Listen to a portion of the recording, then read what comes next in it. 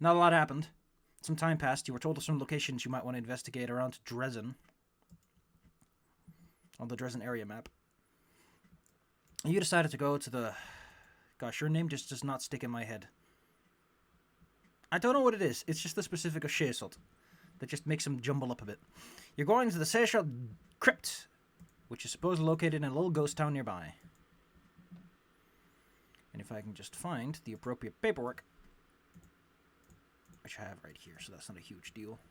Yeah, well, I can even tell you what the place... Oh wait, I have notes on this, because I'm smart and I build notes. This one. Location. For some reason, it's like it's... I don't get this. This is really close to where you are, but it's letter J. I don't get this number sorting functionality they're doing here. What is? You're going to arrive at Sesker's Gully. But not before you have to deal with the fact that around Sesker's Gully are a heck of a lot of corpses. And from those corpses spout some nasty, grubby boys. See if I can find that sheet again. As they want to take a big old bite at you. Did we roll initiative yet? No, we did not. So let's clear that list. As you are walking around, a bunch of corpses start to inflate and eventually deflate as hordes and swarms of many, many bugs come rolling out. And the question that befalls to you is, how are you going to handle that? How are you going to handle that? Oh goodness, I got my things all mixed up. Love it when this happens. I gotta go to bestiary demolition encounters. Okay, they are. Dang it, Belmore! I just noticed that you added Saint to the beginning of your already massively long name. Hey. No, that's not Saint. It's Street. Oh yeah, Street. My apology. Come on over to good old-fashioned Fire Street. I think they both had the same abbreviation. I think that says something about history. I think that says something about history. This doesn't work because they don't have any initiative set. Well, guess I'm gonna have to do these boys off the cuff. And a turn for each of these fine gentlemen. We got a 15. We got a 10. We got a nice lackadaisical 7. And a slick and smooth 13. Fire! In case anyone managed to forget, your initiative is bonkers. So even on a 1, you go first. You notice that there's large swarms of creatures starting to writhe around and show aggression towards you. They want a living snack, and you're going to be on the list. In fact, you're hot as a corpse. Oh. Let me open my sheet.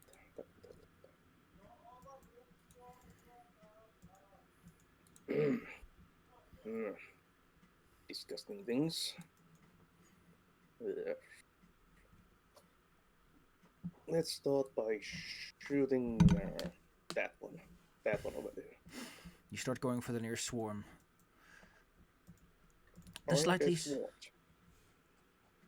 For some reason, and I don't know why, these are all apparently under the control of Dizzy. I don't know why. I'm the Grub Queen. You are not the Grub Queen. I say so. It's the smaller swarm out of all of them. Gosh darn. And they are wiggling towards you. Let them have it. How can you hit a swarm with a weapon? That is a... Let's see.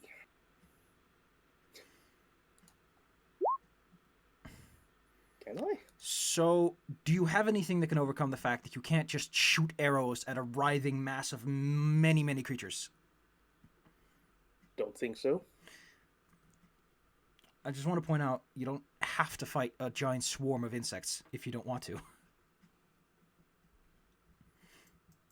I'm still shooting into that swarm of insects. You watch as many of Fire's arrows plink off the fact that, you know, he kills something. His aim is good. But when you kill 3 out of 1,000,000, that doesn't really do much. Really have anything that would... Ashes probably feels a little bit disappointed. Yeah, let's think you are. Do I- Let's see.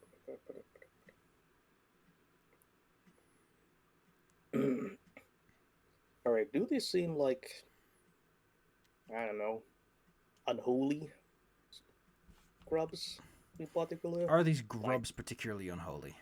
No, they're just vermin, really. Just your regular corpse verming. Vermin that likes to writhe into your skin and give you some really bad problems.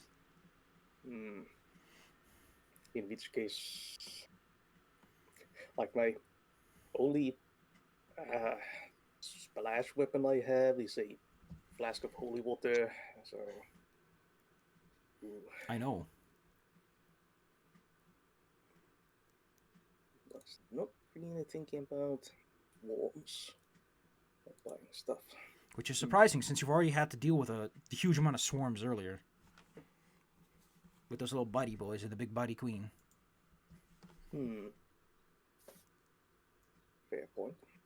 Probably should invest in a few flasks of alchemist fire. Yeah, those are definitely nice, but these things have way more hit points than those things than that as a weapon could do in a reasonable amount of time. So, additionally, the swarm is pretty reactive. It has a pretty high touch AC for what it's worth. Yeah, in that case, I don't know what a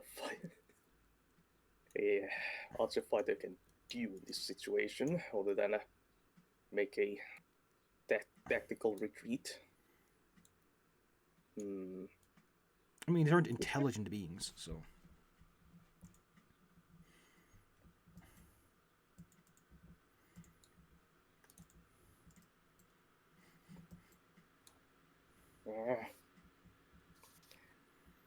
Seeing how arrows didn't do much to this thing, Ashes will just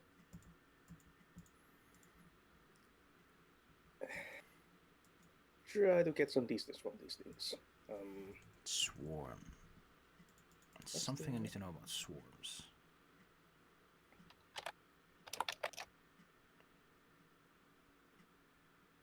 I like that swarms provoke attacks of opportunity, but it's not. That doesn't help anyone. You can't do anything to a swarm with an attack of opportunity.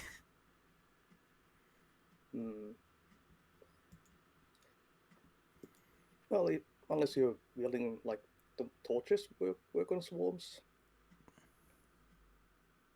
or something.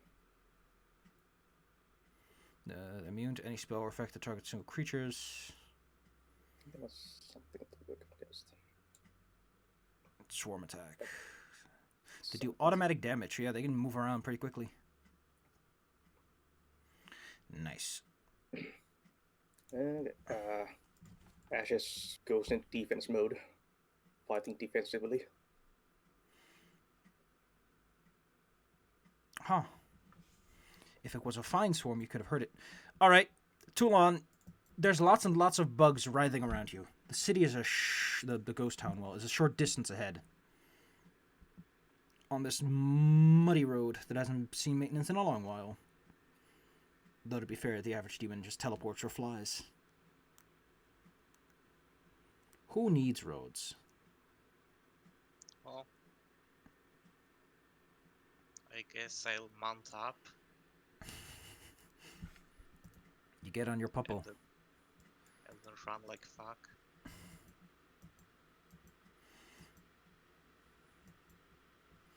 Nice. You watch as Nangs moves. Abraxas, who also is in this situation and will probably throw initiative. He'll move soon.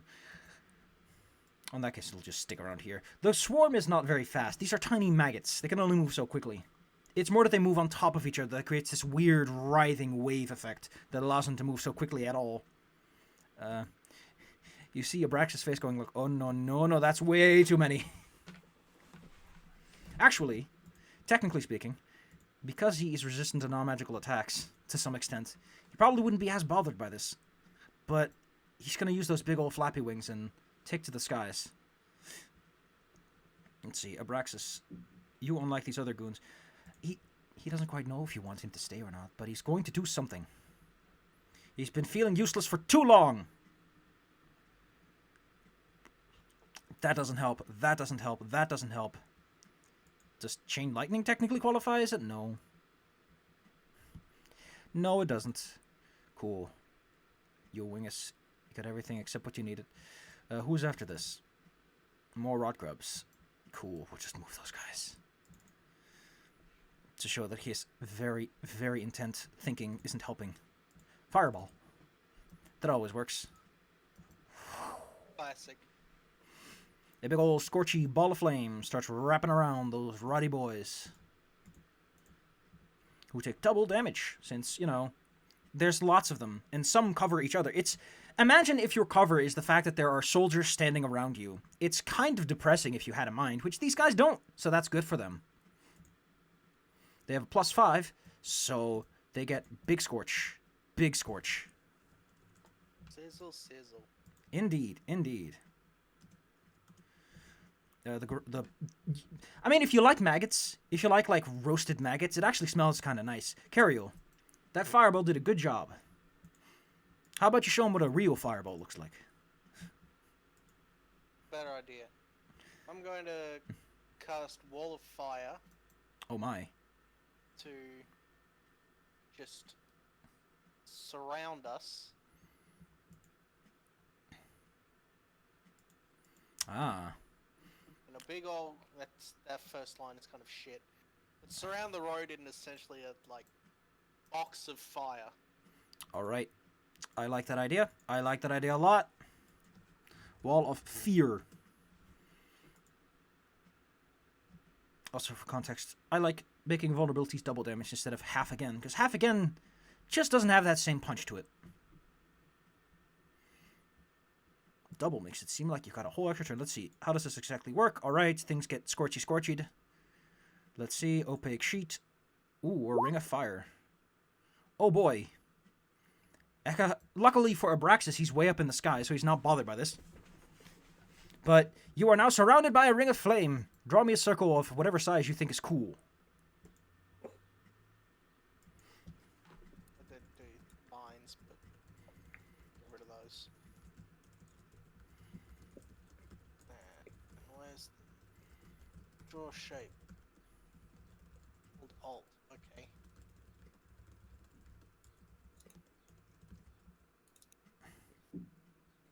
Yeah. That's more. Let's zoom out more. A roaring ring of fire. Let's manifest. Let's see. The wall deals damage when it appears. Oh, creatures in the area. Oh, cool. Oh, that's a cool little ring. But I don't think you fit in that. Yeah, sorry, this tool is giving me some troubles. Allow me to draw a ring for you. Is this an acceptable size of ring?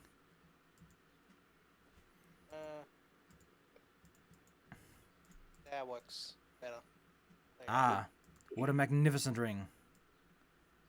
5 radius of up to 5 feet for 2 levels.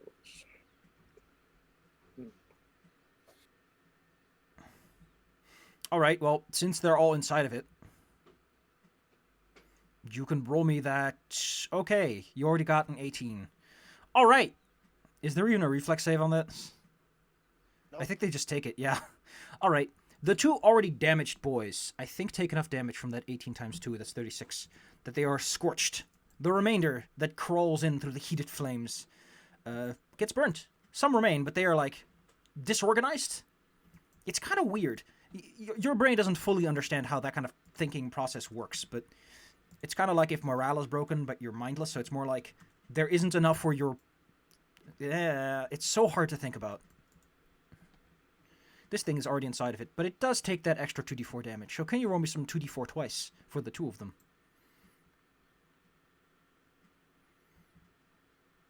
Cario. There we go. We got a neat 10. That's 10, and we got a Do it neat... again for the other guy. No, this is just the 2d4 for the both of them, since their turns come one after another. A swarm comes ever closer to your feeties, fire. They are slowly starting to merge to form one bigger swarm. Gross. Exactly. Well, You have formed a battle arena for us, it seems.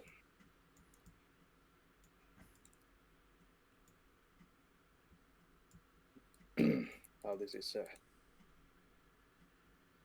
appreciated. The pyrotechnics are quite nice. I don't think I can do much about these particular tiny things. Well, that's fair. They're quite hard to hit. You can't see anything outside, so you don't know what's up with Nang's, Toulon, or Ashes at this moment. But I do see, say, swarm of grubs That are slowly converging on each other. carpeting towards me. Well,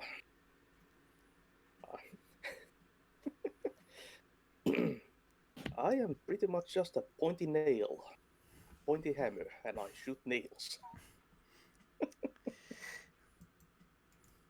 What does Ashes do as he Good at sees shooting you nails. become consumed by flame?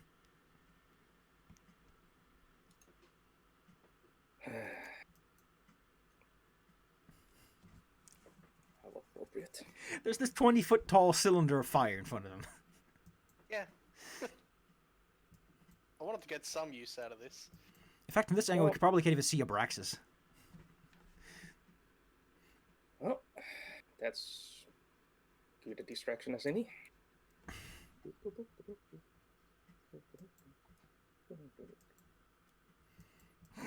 I just He run marches around. through the goo of corpses and scorched bugs. Yep. Toulon, you see Ashes, and your friends are consumed by fire. Yeah, this is definitely to plan. What is Abraxas' flight modifier, anyway? This isn't your kind of fight. You have other fights where you're good at. I believe I have like 2 acid flasks of my own, but like... Never mind, they seem to be doing alright. Yeah.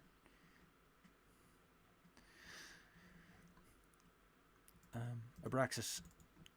I mean, he can change the elemental type of his fireball, so he could theoretically use on other people, but, you know, he's better otherwise at other places, so he's gonna finish this off. Jesus, that's a nice fireball. Yeah, that's a juicy fireball. Cariol, because he can't really aim at a spot he can't see, the fireball's like inches from your face. As these... It's probably already very hot in here anyway. It is nice and toasty, yes. Especially for high up north you are. As this resolves and all the rot grubs are at your feet, Fire thinks back if perhaps, you know, might be karma for all these times you managed to shoot things so well. The demons are catching on. Yes, they're making themselves tinier. harder to hit. Nice. Clever creatures. Point is, the firewall is gone. You no longer have to protect yourself from the internet. And you can focus on moving to that dusty old town in the distance.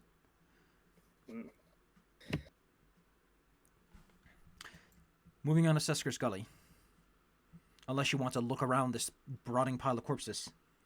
Risk more rot grubs.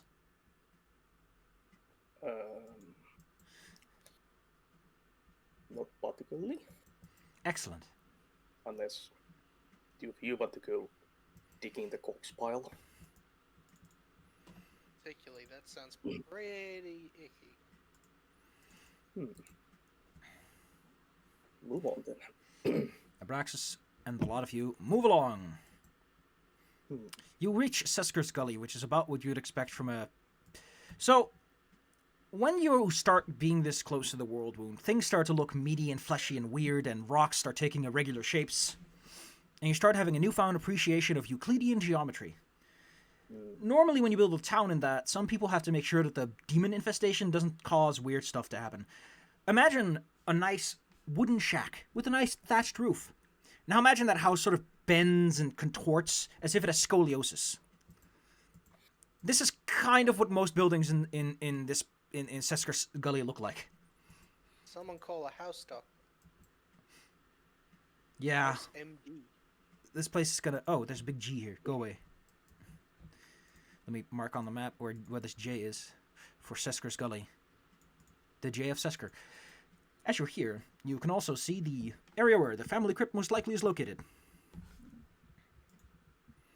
Which is my cue for bringing you over to the Marshlands encounters. Fun fact, just about every single one of these encounters is located on a weird-ass little old map. Your family crypt is located against a large hill of some sorts. Yes. I don't know, did I ever tell you that my family's ancestral home was in this area? I believe you did. Yeah, there used to be a nice forest here that we lived in. The Cheshire clan. We had adopted a kind of elven style of construction, trying to blend in with the woods, you know. Ah, elven architecture. Nice. Too bad it all burned down when the wound opened.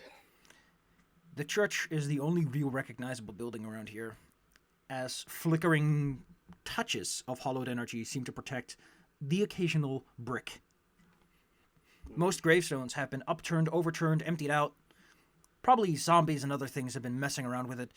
A lot of demon graffiti is found on most of the tombstones and markers. How rude. But there is one big family mausoleum building that strikes the eye.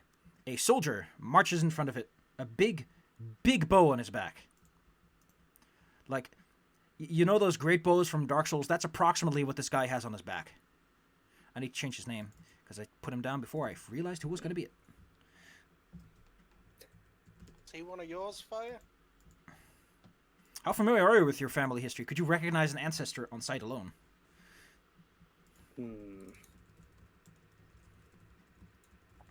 Possibly one of the more famous ones. Let's see, when was the First Crusade, actually? Burning of our home was kind of a very traumatic event. Oh heck, it's called the Age of Enthronement. That's neat. When was the First Crusade? I also believe that the whole burning of our home is what infused fire into our bloodlines. Let's see right now. Okay, that's like 300 years ago. Okay. Would you know an ancestor that's like several, possibly even dozens of generations in the past, by sight? If they were really famous, maybe. This guy's actually pretty famous, so you might know him. He's he was part of the first, he was like the guy that started off this whole thing. Oh wait, no, I'm completely dumb. I'm reading this whole article a bit wrong. The first one was in 460. Okay, wait, what?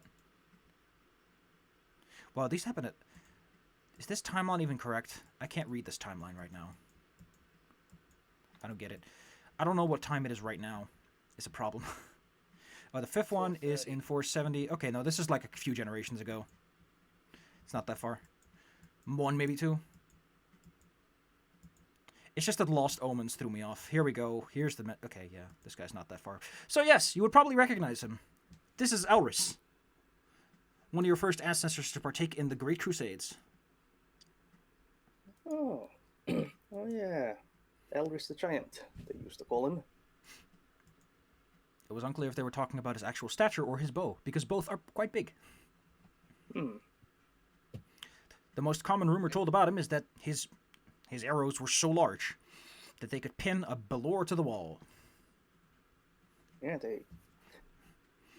the stories I heard, he used to fire whole tree trunks from his bow. Now that's going to take some dexterity. Yeah. Again, he is marching, if I may, up and down the square, frustrated and annoyed. Well, let's go. See what's up with him. Plop yourself down when you're ready. Okay, know what it is. As a paladin, you can definitely tell that he is in a bad spot. Yeah, what with, still being around when he should be dead. He should be That's- dead. You can roll me some religion, everyone here, to see if perhaps you can recognize what kind of undead he is. Does Abraxas know anything about religion? Probably wouldn't know all that much. Oh, he does, actually. This guy's a book-smart guy. But, Cariel, you recognize what he is. He's what's called a fallen. They were once great champions, but their fate... Well, a good old trick made them go pretty bad. They didn't get Pharasma's judgment, and so they're just kind of milling around, the world wound corrupting them slowly over time. When you come close enough, fire, he will comment on your presence.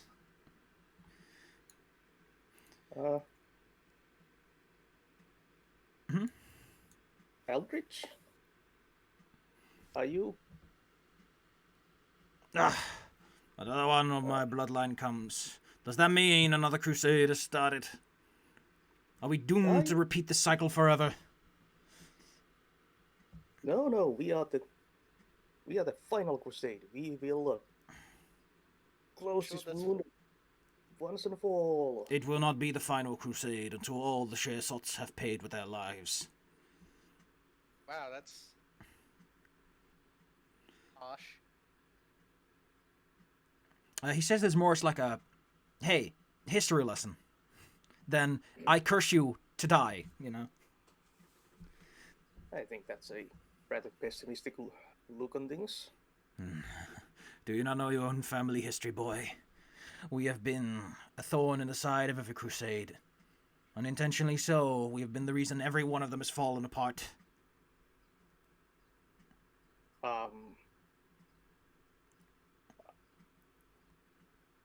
No, I did not know that, and no, I don't believe that's true either.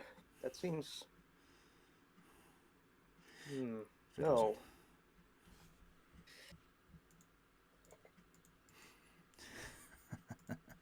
I guess they've been trying to hide it then. But they can't hide it for long. Wow, the world wound is pretty young for a massive scar on the ground. You don't understand, do you? We have been... Well, I wouldn't say we're solely responsible for the failure of the Crusades. But our involvement and our failures have been instrumental to allowing the demons to continue. They have cursed us with a more wretched fate than any other. We are destined to follow in the footsteps of our parents, and yet, every single time, we are also destined to prolong that fate. It is always your Shersot who causes one of the striking blows that turns the crusade back.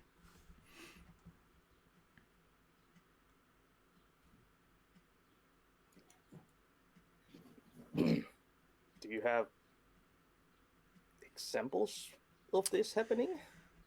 Let's go. Let's go. Fourth Mendevian Crusade. Don't ask how this guy knows it. It's probably likely that sometimes someone showed up here and told him about it. Or the demons just really like rubbing it in. Because he talks about this with a lot of spite. A lot of vitriolic spittle in there. Or they just know things. That's also possible. Maybe when you're cursed to being undead, you just know all the shit your family does that pisses you off. Ugh. That would actually make a lot of sense, and I like it. Point is, during the Fourth Crusade, you know,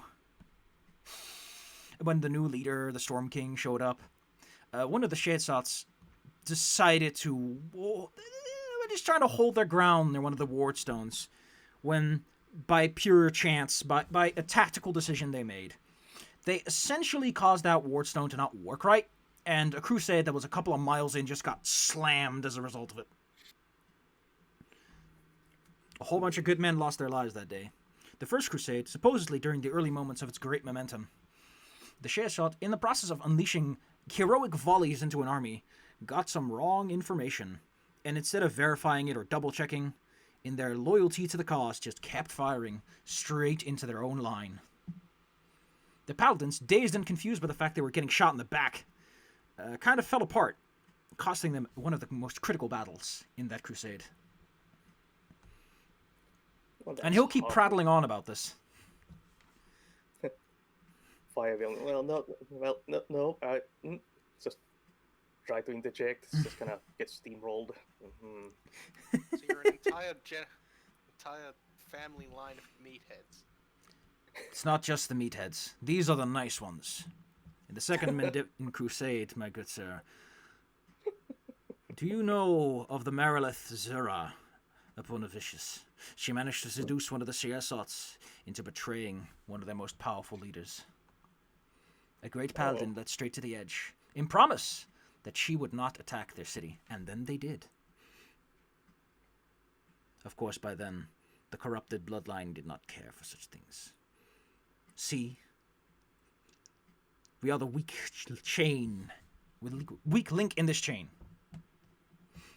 Well, some of those were not, well, my ancestors, your descendants' fault. Like the guy with the wrong information, he got wrong information. That's not his fault. I would like to point out that Fire has 8 intelligence. He's well on the way to making the same mistake.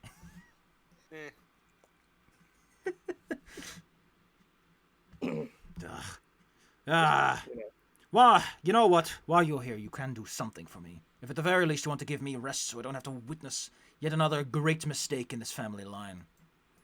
Okay, I can do that. Oh, cool. I hope I made this actual token, and I just forgot to drop him in. Yes, I did just forgot to drop this guy in. Weird.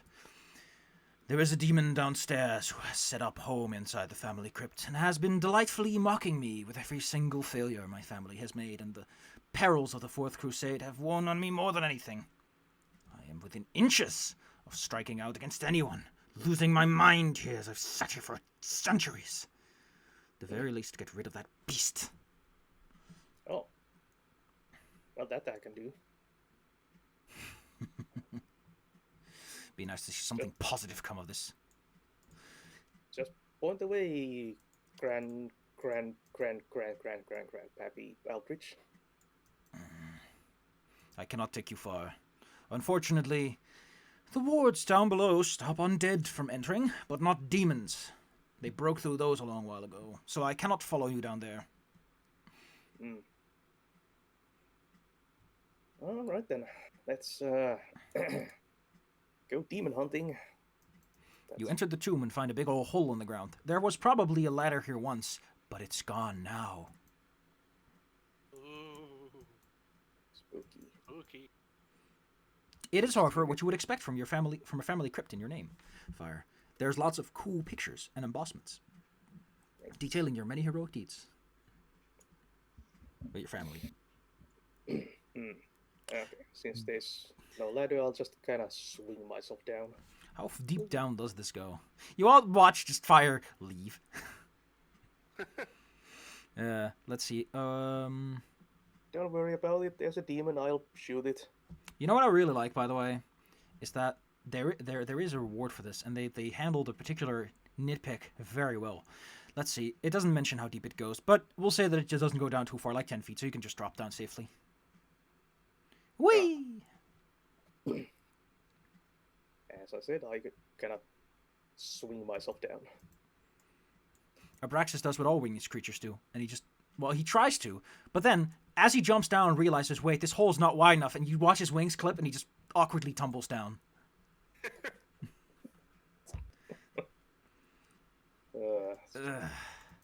I'm not used to closed spaces, don't talk about it.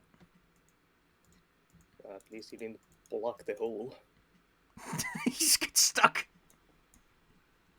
He wiggles. Fire, do you detect anything evil around here? Your special eyes seem good at picking that up. Yeah, I'm a paladin. That is part of my training to look for evil. And I try to do so. There's Looking definitely something around here.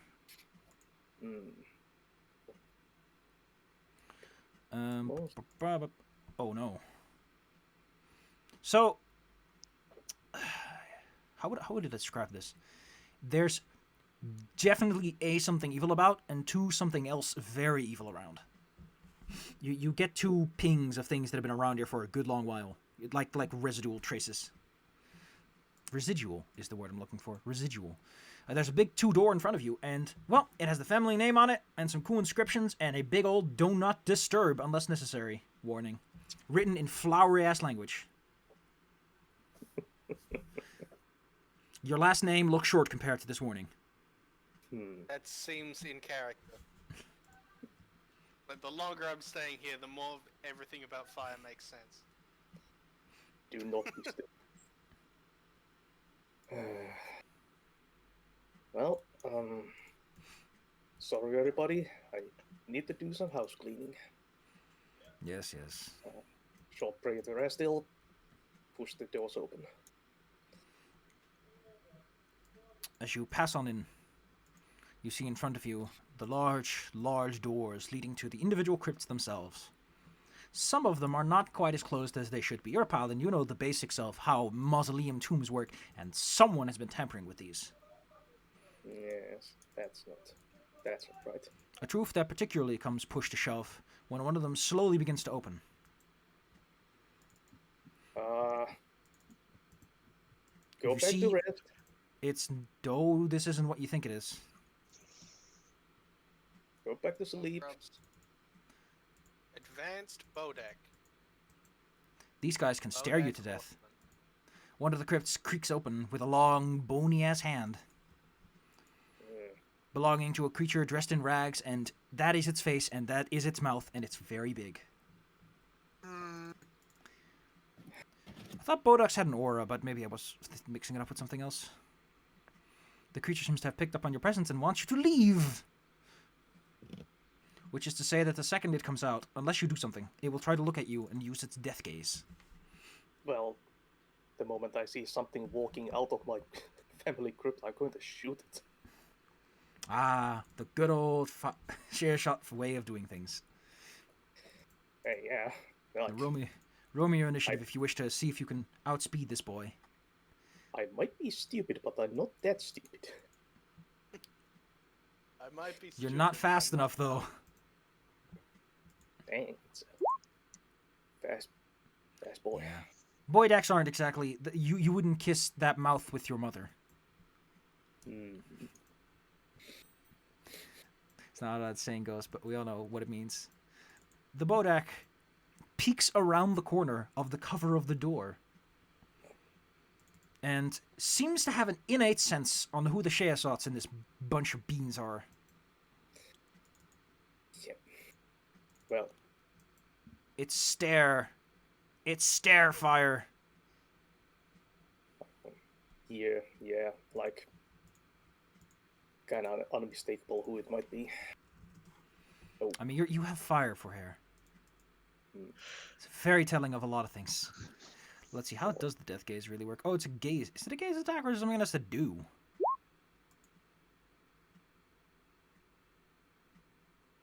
It's Oh, too strong to be looked at. I say that it just has to look at you, specifically. Yep. Fire. I wetted the gaze of Grand On the Penance. This creature's eyes make your own feel like liquids. It then sort of half hides behind this fine door, providing it with cover, as it knows that you guys like bows.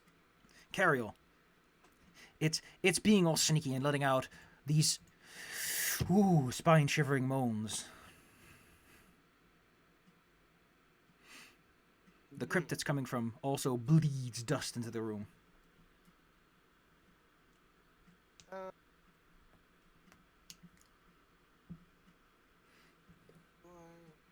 don't think I have line of sight. Yeah, no, the thing's in the way. I mean, you could sort of aim at the corner of the door. It's not completely closed. And probably his hand is like around it, so you technically have line of sight of a part of him. Right. Oh, I'm going to just hit him with a burst of radiance. I like the detail that if you want to make a Bodak, you have to be a 20th level caster and be on an evil plane. You have to put in the work to get one of these boys. Let's see. You cast a burst of radiance just at the corner, knowing that his eyes are probably around there somewhere.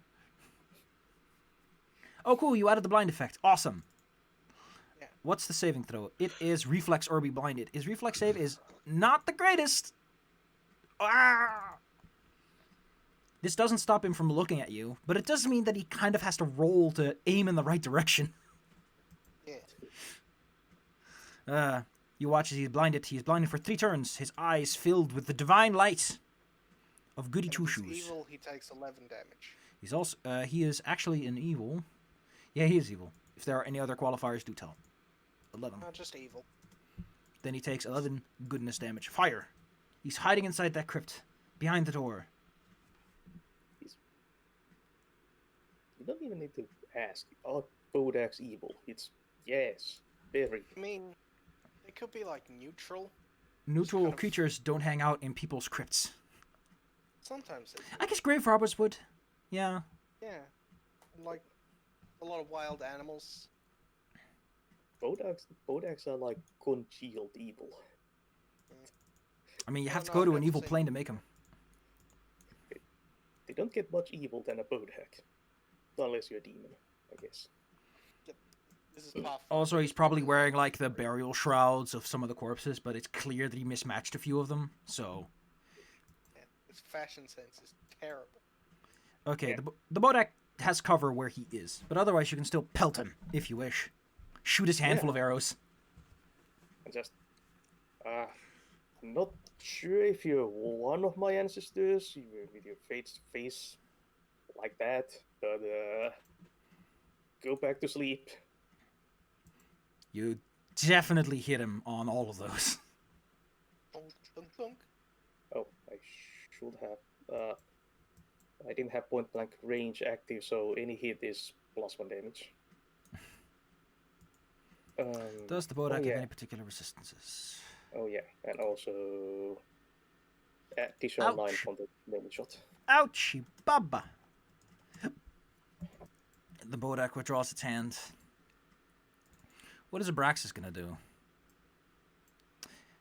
I mean, on one hand, you guys got this covered. On the other hand, whatever he can do isn't the best to do. Oh, yeah, the Bodak's also blind. It says a little bit of what he can really do. Well, let's just say that he doesn't really work well with undead. Well, you know what? Would he know this? Would he know this? There's something about Bodaks. He doesn't know that, so he won't do that. Bodaks are extra planar, by the way. So if you have banishment, you can make him go away. Oh. Well, he'll just Scorching Ray it then. What's your level again? It's pretty high because he's not mythic. It's gonna be the last time you guys get a non-mythic ally, because after this, it just ain't tenable anymore.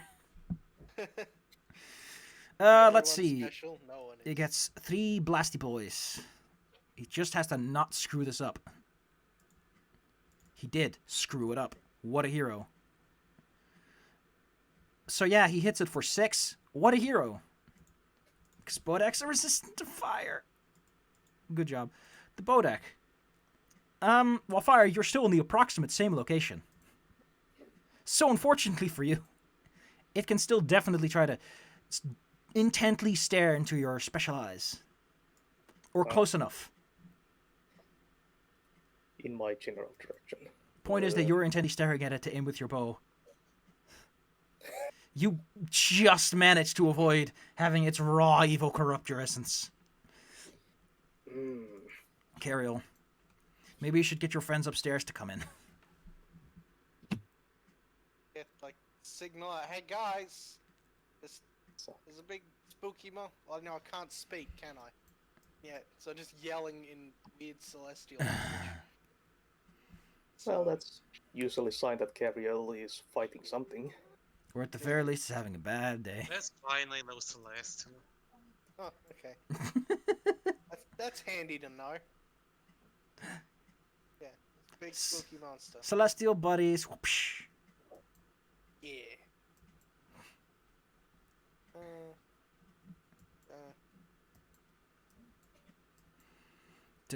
What do you want to do against Mr. Bodak? He's blinded for 2 more turns. Yeah, that's what I'm thinking. I'm just thinking. Think. We probably just Give him the classic. Fear of purity. Cheapers. Oh, that's a... Woof. You send a spear of purity at him. Since I think he's an evil outsider, isn't he? He's sort of. He's extra planar, so I say that it counts. Yeah, so then it's the 35. He's not supposed to be here. And he's blinded. Blinded doesn't stop his evil essence from congealing where you hit him, pushing out your goody two-shoes power. I still have damage. Fire. This guy is tougher than most things you've been shooting at so far. How nice, something that actually requires you to pull that string back all the way.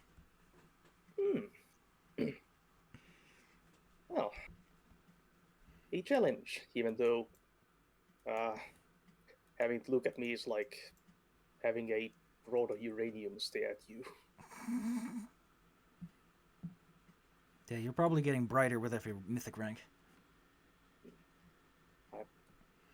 Trying to slowly edge my way where I can get a clearer shot at this thing. Okay. I don't think this is the demon, though, that I was told about. Bodaks aren't demons, no, and they don't really do the usual demon stuff. But it is still a nasty evil thing that is corrupting my family group, so it gets the smite. You decide to smite it, as you see that it's starting to slowly close the door, as if to move into the room. Also, Yes. Toulon, you can roll me initiative if you want to be added to the tracker. Yeah, sure, alright. Is there something else?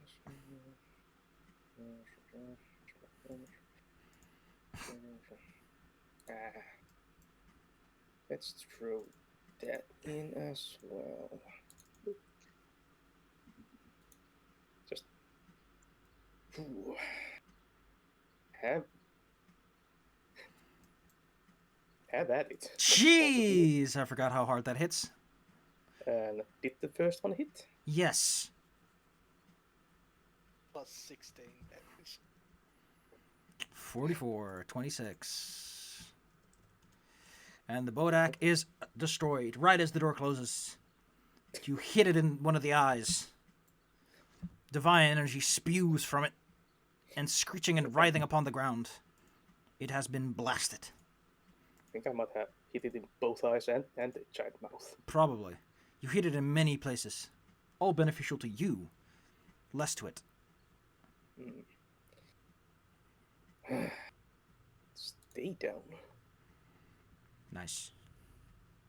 wild creature.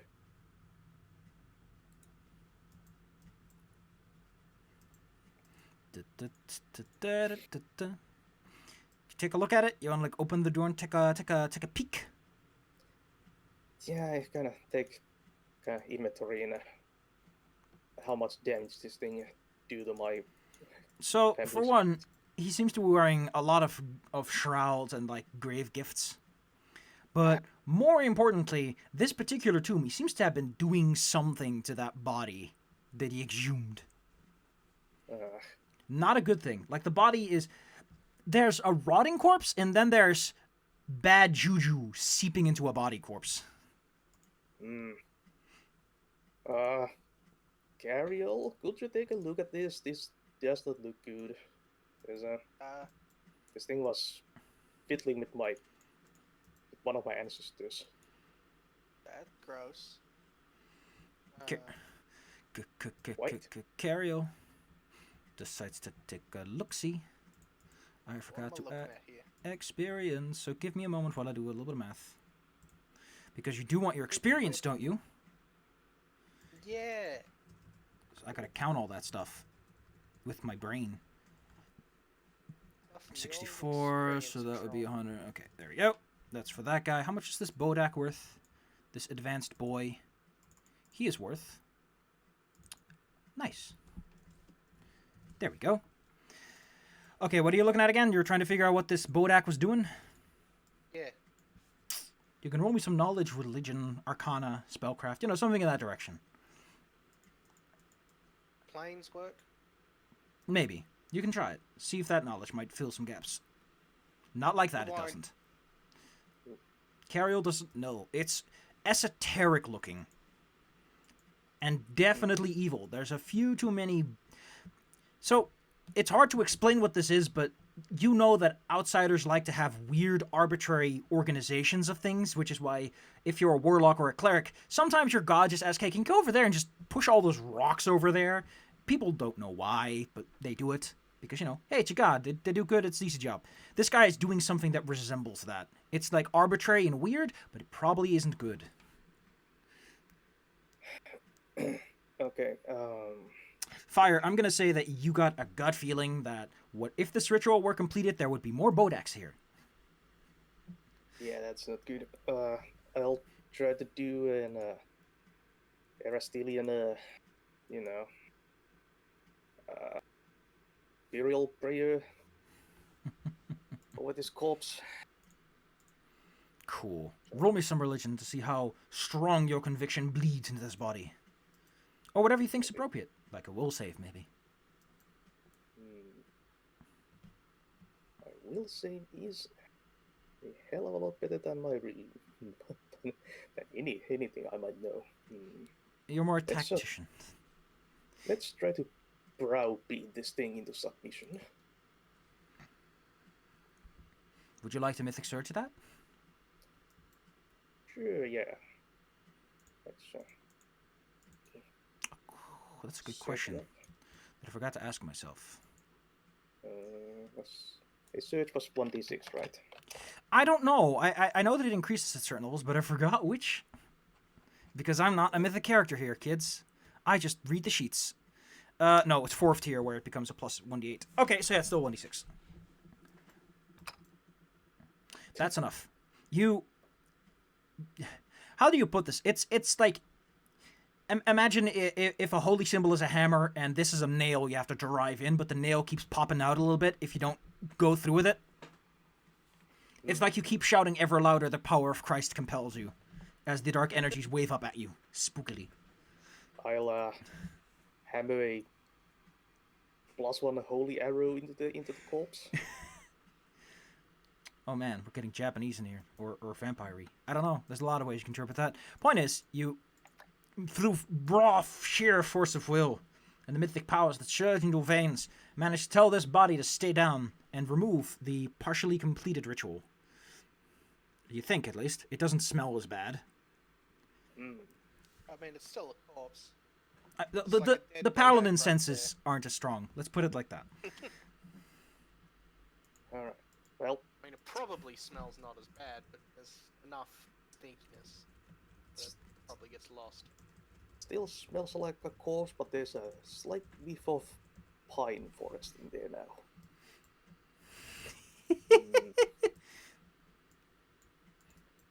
And then I just grab the Bodak corpse in a kind of belt and a neck hold and chuck it out of the group. Abraxas asks if we're done here. This place is extremely musty. I'll just kind of go over and torch the Bodak a little. Yes. You spend all the time necessary to make sure that ain't coming back. Auris, as you bring him out, says that that's not the problem. That's not the one that was laughing at him and pointing fingers. I know, but it's a problem that needs to be cleaned up. He's surprised there's a Bodak down there. Oh. Well. When a whole lot of evil gets locked in one room, eventually there's going to be more evil things in there. I will quickly check the Bodak groups as well, you know. I mean, other than Make the sure fact it that the Bodak stole most of the grave gifts and shrouds, he hasn't started on most of them. One of them is empty, though, the bottom one. Might be where the Bodak came from. Who knows? Distressing. Well, I'll close all the doors, you know. Click. Decent. Nice. Right. There's still a demon here somewhere. This door leads, apparently, to the great heroes of the Crusades. That's the fancy crypt. Alright. Try to do some redeeming. You see a half-collapsed hallway to your left, and a door to your right. As in, your right, not ours. Alright, goes deeper.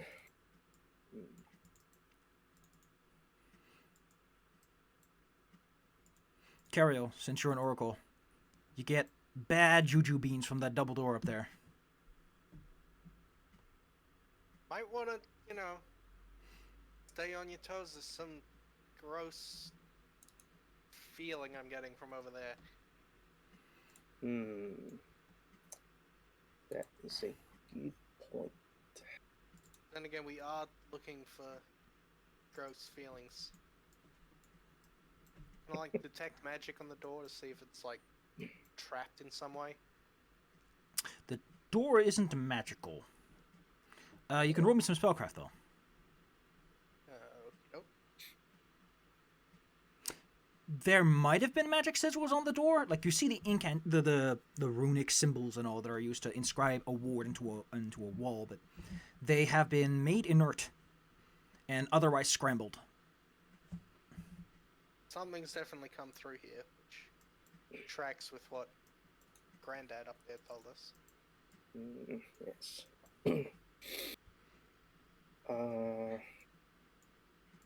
I'll cast protection from evil on myself. Oh, yeah? I really like. Oh, you'll see it in a moment. All right. Just tell me when and how you want to open that door, since you're so nervous about it. Protection from evil. Is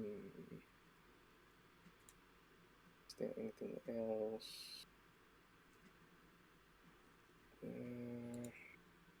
What was I'll just throw up a protection faith on the other three of us. Everyone gets Boink, a little boink, boink. kissy. Mwah. Gets a little smooch. It's all right. Okay. Just dust steeled, I push open the doors. You push open the doors with both hands. Huh! You are greeted by quite the sight. This handsome gentleman, to be specific, and he has some really lovely art to go with it. Ah, I want to see that boy. Get a load of this guy and his big ol' axe. Oh yeah, he's having a great time.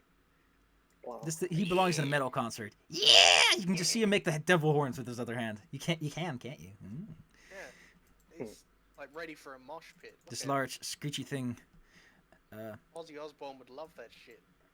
I mean, you've seen enough Nabasus to know what they look like. This guy is having a great time, and he really, really just wants to use that axe of his, which is his surprise attack on you, Fire. Ah. And then normal initiative begins. He just really wanted to use that axe. That's why. He was just standing behind that door for hours, just someone's gonna come in here. Well, actually, you made enough ruckus that he probably just heard you. Yeah, probably. Still, that almost missed. But, That is a okay. vicious battle axe. +2, no less. so that's 18 from there. Oh, those are both 18. Due to how vicious Wimp works, he also takes 5 damage from the viciousness. So vicious. That tongue of his is long and slappy, like a whip. Now roll me your initiative.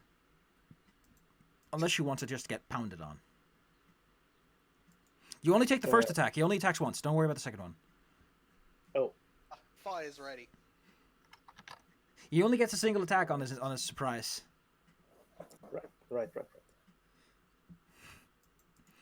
Alrighty, tidy then. Fire is like, you know what? You try that, I try this. Yeah. Do you have like a quick draw holster for your bow, like a handgun, like a cowboy? No, but I see no reason why I wouldn't have it in my hand. Yeah, Oh he wait, was excuse me. 100% Fire. expecting to be attacked. An axe flies near you. You dodge out of the way with great effort, and then can open fire. I Your fire already opened. True. I- True. hop back a step because booming. Take it easy. Shout wild curses at this thing. You defiler! You have seen the last dawn. He replies with it. If anything is going to defile this place, it'll be your rotting corpses. Yeah. Oh, he's good. What a masterful argument. 2 of those hit, the first and the third. If you're going with many shot, please tell me the goods. Yep. Always going with the shot. It is then his turn. Hello. He says that you're also deliciously bundled up. Take this. All of you. He holds out his finger and chants an incantation that brings forth the icy depth of one of the layers of the abyss. To chill your bones and freeze your muscle. Oh. About that attack, my Smite Evil wasn't on. Then show me what your Smite Evil adds to that, please. Smite Is your weapon holy? Or other... Oh, it's infused... Oh, yeah, you're using Smite Evil, so that is okay. Go on. So, just how much damage is added by Smite Evil? Or attack? Because that too is added, right? Yeah. Let me... Then the 4th one hits as well, so that's another 11. Oh. Oh, okay. I didn't notice this. I also gain a deflection bonus to my AC against that guy's attacks. Ooh. Oh. That's neat. Be relevant later. That's a charisma bonus to attack rolls, so it's a +5 to attacks and a +9 to damage. So since like 4 attacks hit, then you get an extra 36 damage, I believe. Oh yeah, and plus the first attack that hits does an extra 9 damage. Okay, so it's another 9. That's a lot of extra damage. Evil outsider. Can you roll me a will save? As the icy chill of one of the layers of the abyss tries to make your bones go. Okay, so Abraxas and Fire are fine. The other ones are currently paralyzed, and there's a man with a big nasty axe over there.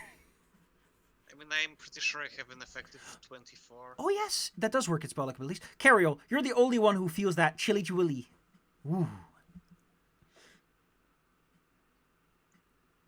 Toulon. There's a big nasty boy over there. Yeah.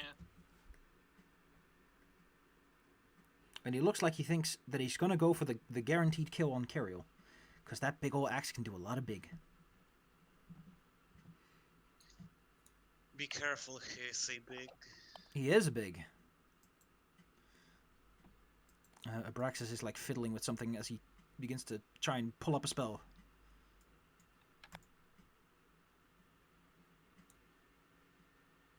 Well, single attack time. This a Dean, right? Yeah. Yeah. It is a Nabasu. You know them. You know, you love him. Wink. It's also a Nabasu that's slowly regenerating. And seems to move faster than normal. Probably because that axe is making him vibrate. Oh, that hurts. That hits. No argument. Is Fiend Splitter a cold iron and good weapon? Let's see. Sturdy weapon accuracy +1, demon obeyed metal axe, doesn't say cold iron, doesn't say good. That is less It's just damage. really big. Well, good comes from holy, actually. So yes, you notice that his thick, cursed hide seems more durable than you're used to from these evil, nasty boys. This guy's a tough customer. Abraxas is just like a little bit panicking, like, oh, no, no, no, no, no, no. Not Cariol. I'm not letting you chop your neck open.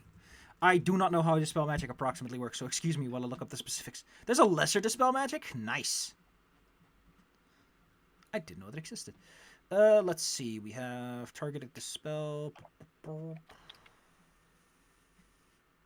magic has like a mountain. Take of it easy. description text.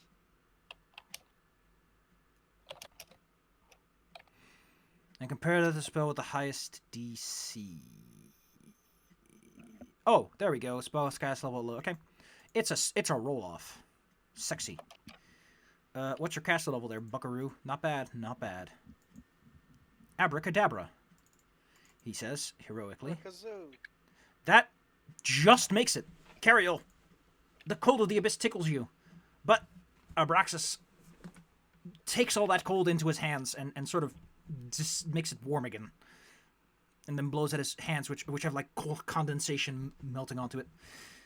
For 10,000 years, I'm free. That was one of his greater dispel uses. Ass. What do you want to do, Cariel?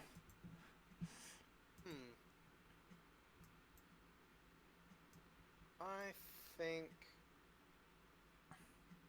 I'm going to go with trial by fire. Oh, I like that one. Let's take a look, see what trial by fire. He takes damage. Okay, half is fire, half is not fire. Your spell resistance roll, please. Spell resistance roll. You get to roll that double, Chris. You're super good at this. Nope. Ah. Spell resistance continues to be the worst. It is really bad. And then you decide, you know what? I don't want to be here anymore. Yeah, I'll just skedaddle. While he makes his next attack, he opens his mouth nice and wide as he tries to suck in all of your souls. Is that still a DC 18? I thought it would be bigger since he's a bigger, badder boy. Let's see. Just making sure. Oh, actually, it is a DC 20. It's at the top. DC 20. I just didn't add the description. So DC 20 fort save on everyone here as he tries to suck up your goo. Your soul Plus goo. we all have protection from evil. Should help. That should help, yes. Oh, Abraxas, what does your fort save look like? It's actually pretty good. It's his reflex save that's bad. Oh no.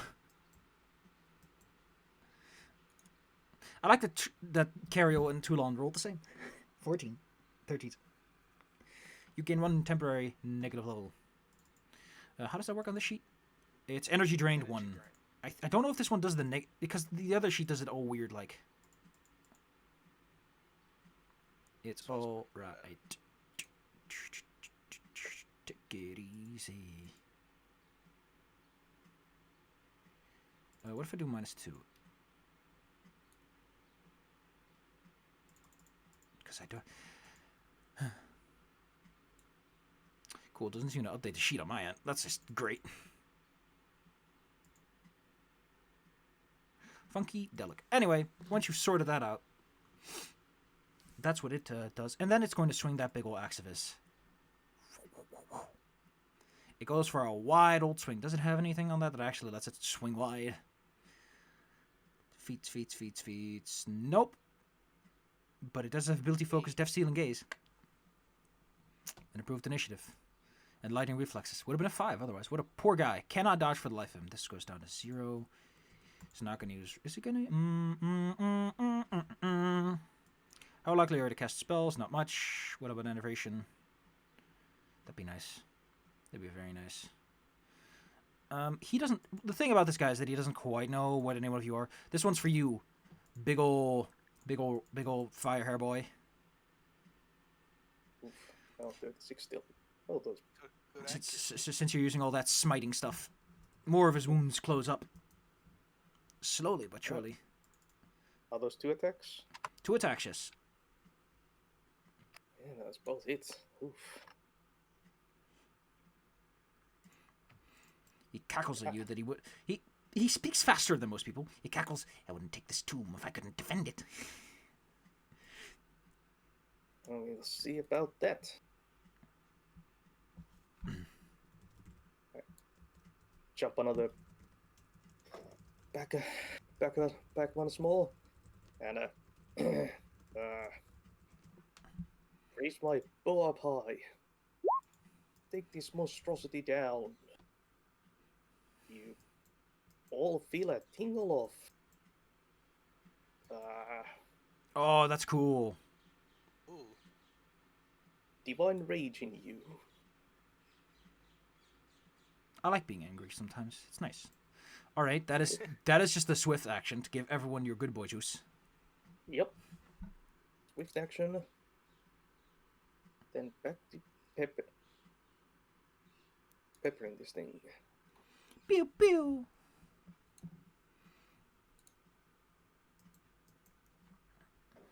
Yes. That is all hits, all across the board. So that's a 49er. Jesus. That's a 49er and a 20.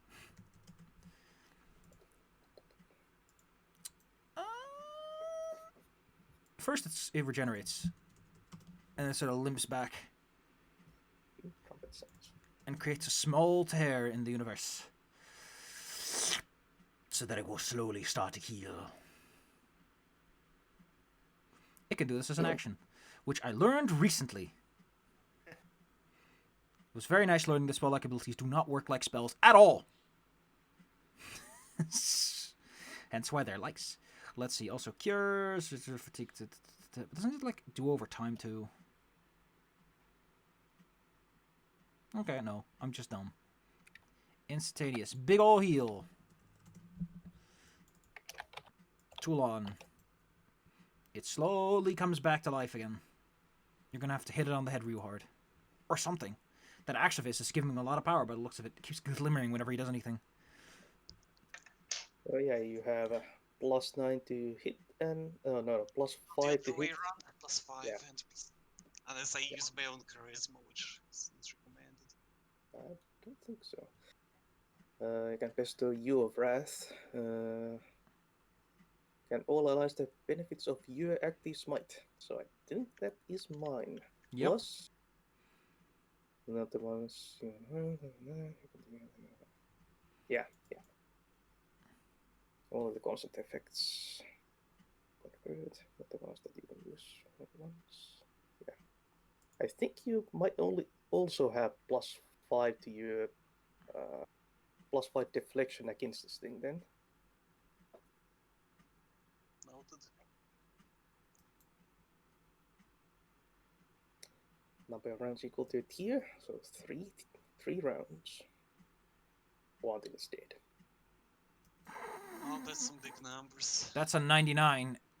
Yes, it's dead. Let's see, how far does it go? It goes to -70. Yeah, that's kind of dead. The first attack, it manages to catch with its axe. Then, as it tries to anticipate your next one, you come out of left field and make one hell of a cut. Regeneration can't really fix that, especially not with Holy Smite energy in the way. So there's this searing, glowing wound as what remains of it sort of seems to stay alive, but then just falls over.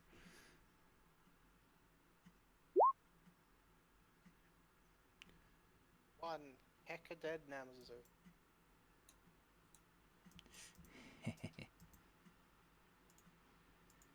I like that there's a Bodak on the surface rotting away. You've killed this nasty boy, and he dropped something. His axe, mostly. Downside is you now have 2 halves of a body to clean up. Yeah, that's twice as easier much to work. carry than one big body. Fire, your demon senses are no longer tingling.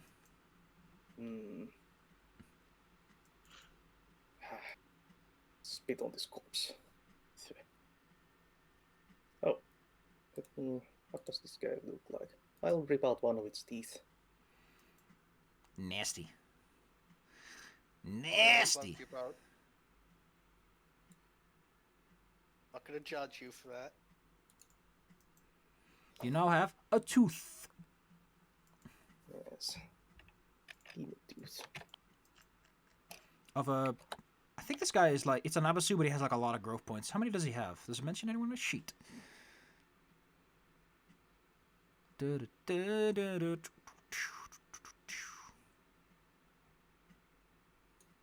I'll look it up later.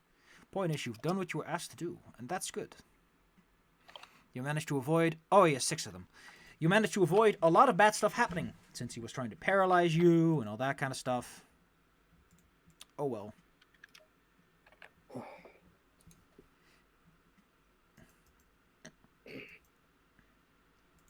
Go. Could have gone much worse. Close with his axe, but What's with his axe? Oh. Got a little bit too close for comfort. Yes.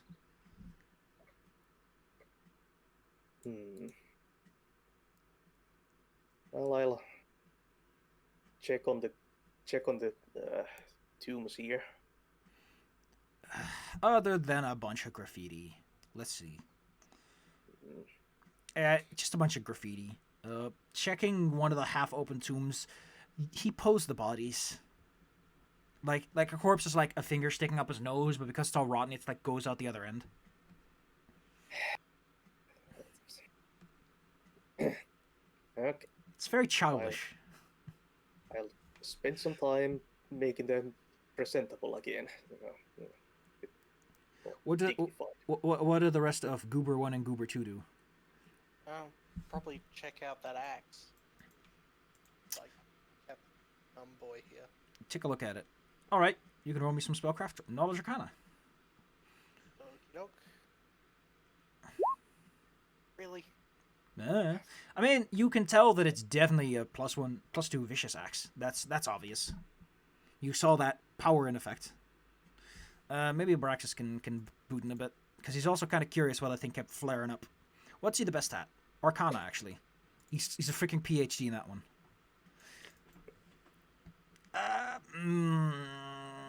No?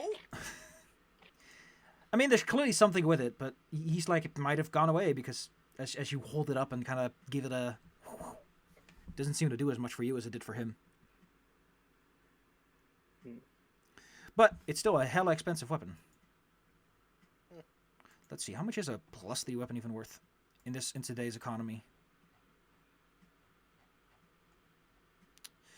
Ooh, 18k, so that's 9k if you sell it. And it's a cool looking axe.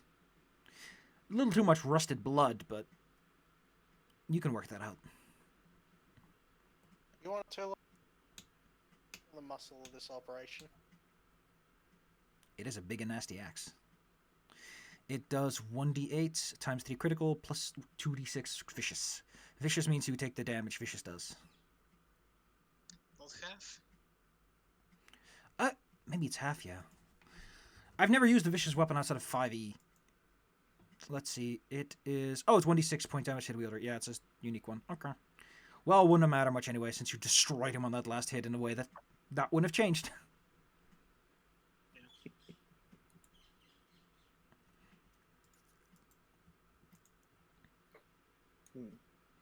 Nice. So yeah, I will spend some time Cleaning the place up. clean the place up, re-sanctifying it, you know, making sure everything's in order.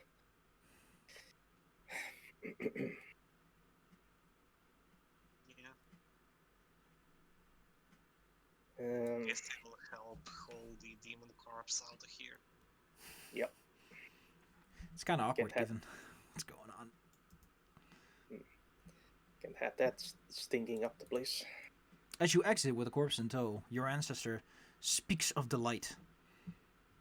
That you have done what your ancestors could not. They either fell down there or ignored the problem entirely. Because, you know, he was shouting about how the family was being a bunch of dorks. It's not very encouraging to help. Yeah, maybe if you want people to do things, you could try being nice. It is difficult to be nice when your life is a living or unliving hell. But, for what you have done, I will show you a cache of supplies that will prove most useful. His body begins to fade, and he turns to a ball of light that flies off to the town somewhere. Oh, follow after. Fire runs after a ball of light. Toulon is left with the body. His fire just runs off. Oh. You find a spot in the ground where there's a big glowing radiance, like a big old X marks the spot kind of thing. It's behind the old church, right in front of the doorstep leading to where the priest would have had an office. Fire will have asked the what was his name? The ancestor Elris, Elris. Like, did you see ashes anywhere? Like, if you were to pose that question, he said that Ashes ran off. He didn't Oh. quite catch why. He just kind of assumed that you told him to do something. that's well, maybe he saw something. He might, if this is a dangerous place and there are many things to see that can inspire fear in the hearts of man, or worse.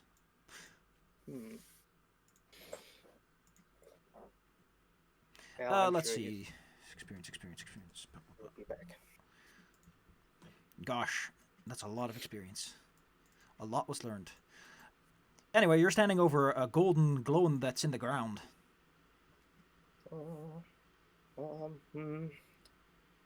Could you maybe also point the way to a shovel or ancestor? Unfortunately, the golden glow doesn't have many words to say. Hey, Toulon, you don't happen to have an shovel in that collection of metal you carry around?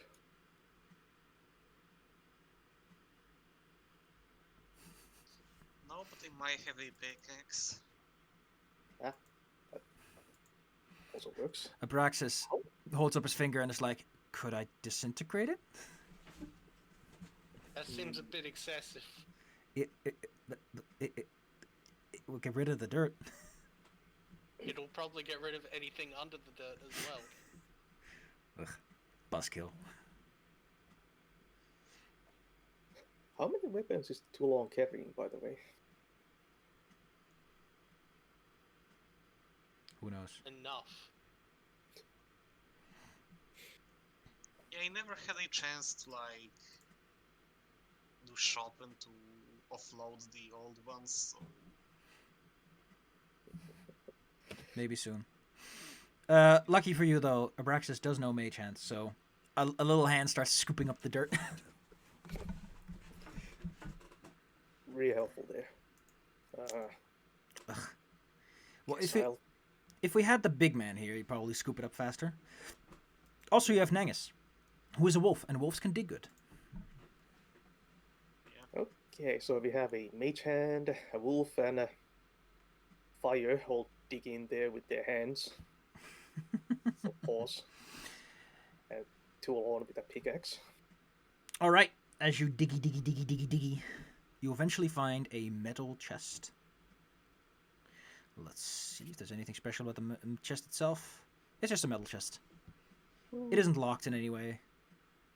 Although, it might have been the golden glow that unlocked it. Who knows? Opening it up, you find 7 arrows of some kind, a horn, some incense, a rod, a scroll, and a cool-looking axe. another one. Yeah. Just... There's- This is for days. There's also a bow in there, but it seems to have gotten... Let's just say that it needed maintenance. Well, it's a bow that needed some help. With Abraxas and Cario butting heads together to figure out what these items are, they manage to discover what they are. Because they are the brain crew. Thinking. These are 7 arrows. Yeah. They are 7 evil outsider slaying arrows.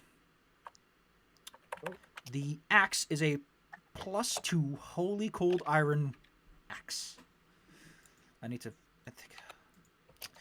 Is a great axe fine with you, Toulon? Big ol' axe. It's really big. Yeah. I use two-handed weapons pretty much exclusively. Yeah. A +2 cold iron holy great axe. That'll really show those demons what's coming. The horn is a horn of goodness or evil. Horn of Goodness. It's goldness / evil. It adapts Oh. itself to the owner. Okay. You can blow the horn to make a magic circle against evil. Nice. The ward lasts for 1 hour. They are incense of meditation. And I always spell incense wrong. It is C first, then S. Let's see. Ooh. So when a divine caster lights a block of incense meditation, this means 8-hour prayer meditating nearby. The incense allows them to prepare all the spells as though they've been affected by the maximized spell feat.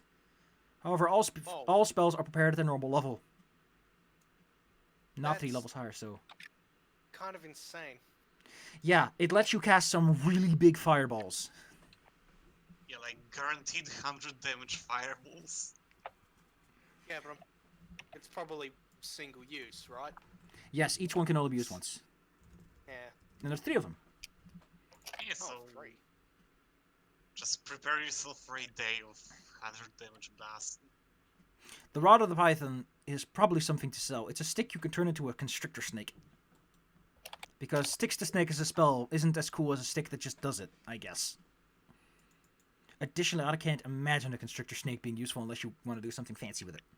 Not in combat, at least, but fancy outside of that. And a scroll containing the spell Resurrection. Handy to have. Very. Also, it's worth a fuck ton of money if you want to sell it. Because it contains a $10,000 diamond. Yeah. Let's see, it's a Scroll of Resurrection. So that'd be a 7th level scroll. That's a lot of money. That's a lot of money. Let me just put it into the Crunchulator machine. So that's 2, 2, 2, 7, Munch, crunch, munch, munch, crunch. That's about 6,000 gold worth of scroll. And it lets you get someone back to life if someone decides to stop being alive for some reason. Like, for example, a fire opens a door and there's 2 of those guys behind it.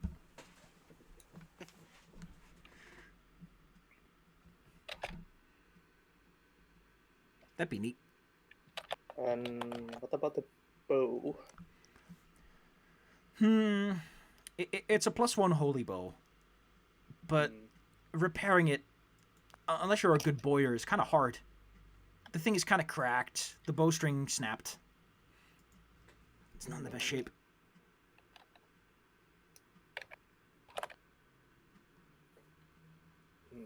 Well, that's a project. So, dividing these, I'd say I take the arrows, Toulon takes the axe, Cariel takes the incense and the scroll. That's to me. Cool. Do we want to summon a Python on command? Particularly. See much use for a snake. I don't know. If one of you wants a pet. I mean, it obeys all your commands. Yeah, pet snake. Oh, I like this. It only functions if the possessor is good. Good boys and girls only. Yeah. Bad boys not allowed. It's a good noodle. Well, additionally, this counts as a mythic trial, but only for your handsome, sexy boy, Fire. Don't worry, there are others for the rest of you. You're not going to be uneven. Not forever, at least. I don't know how well we'll mock that. I think you recently just became big ol' 3. Alternate rule systems, mythic heroes. How many trials do you need to do to be good? You need to do 2. So this is halfway there. To that extra ability score increase, a better surge, more hit points, more path abilities. Much awaits if you can find another trial. Righty on. tier 5 is where it starts becoming 3. Ooh. Well, it's been a busy day. Going around, digging up treasures, beating up demons, talking to people that are very pessimistic about your odds. Yeah.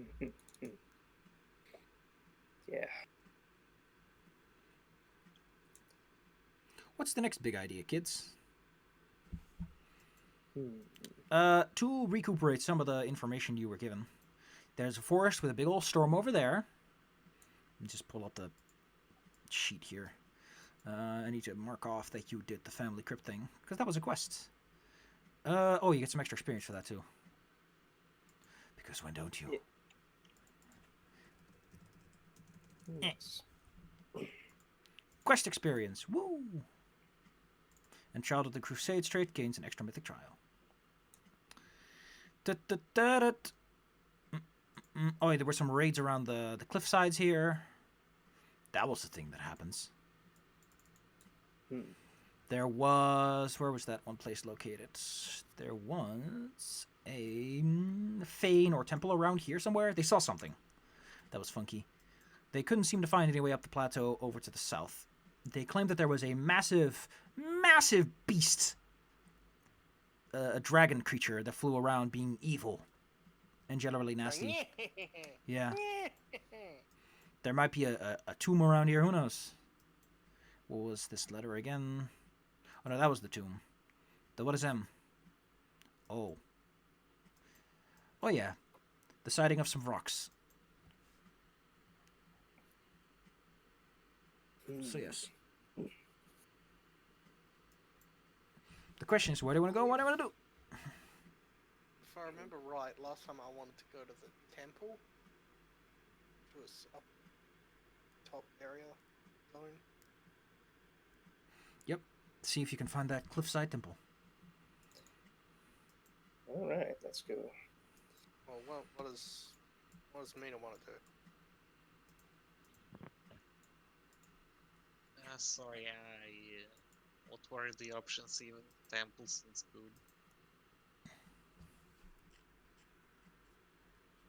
good. Temples, there's a dragon flying about. There's some raids. There's a large storm. Raids. Well, they wouldn't go over. It seems far away. Well, the temple thing location is around these cliffsides somewhere. So that's the closest. Yeah, so it seems to be on the way to the raid place, I guess. Handsome. Well, the raids are more like down here. It might be in the forests. Or somewhere in the cliffsides. Alright.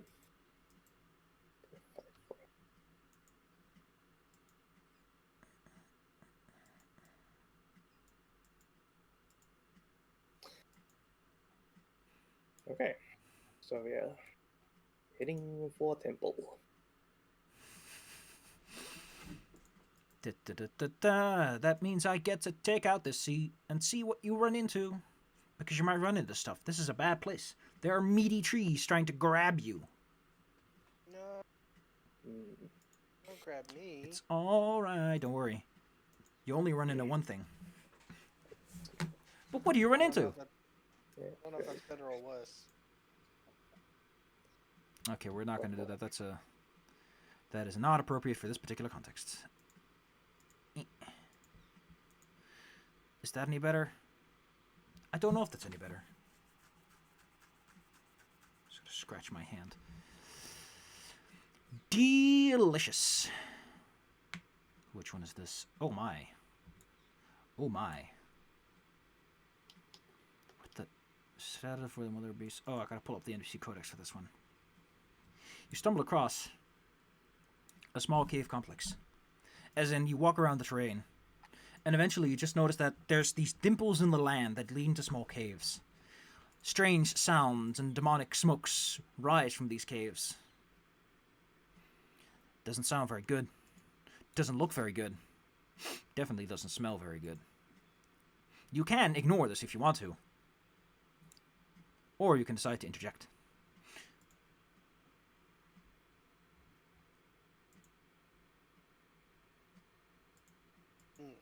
Okay, so what page were these guys again? Page...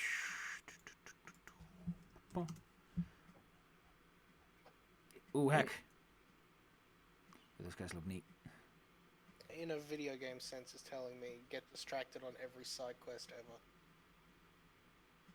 I mean, this doesn't look like a place that's up to any good, judging by the screaming. Yeah, that sounds like something we maybe should take a look at. Screaming demons. Bad stuff. Is it screaming like people being tortured kind of screaming, or screaming is in like just demons having a really good time kind of screaming? It's a weird mixture of all kinds of screaming. You can't really put your finger on it. At worst, that could be like an open rift or something, we should probably investigate. Yeah, any screaming is should be properly investigated just in case. You notice that there are 3 big mounds that lead deeper down. The one where the most noise comes from, you see 3 strange people wearing very fancy, weird clothes. Religion check might identify what the symbols are they are wearing. Buttons.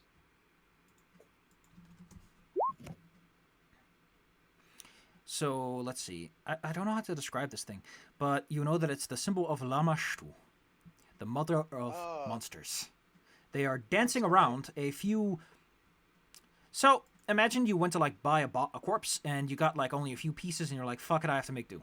They are dancing around several body parts, some demonic, some human, and the body parts are slowly animating and welding together. Around them are also a few creatures that may have been summoned. They have that sparkle about them.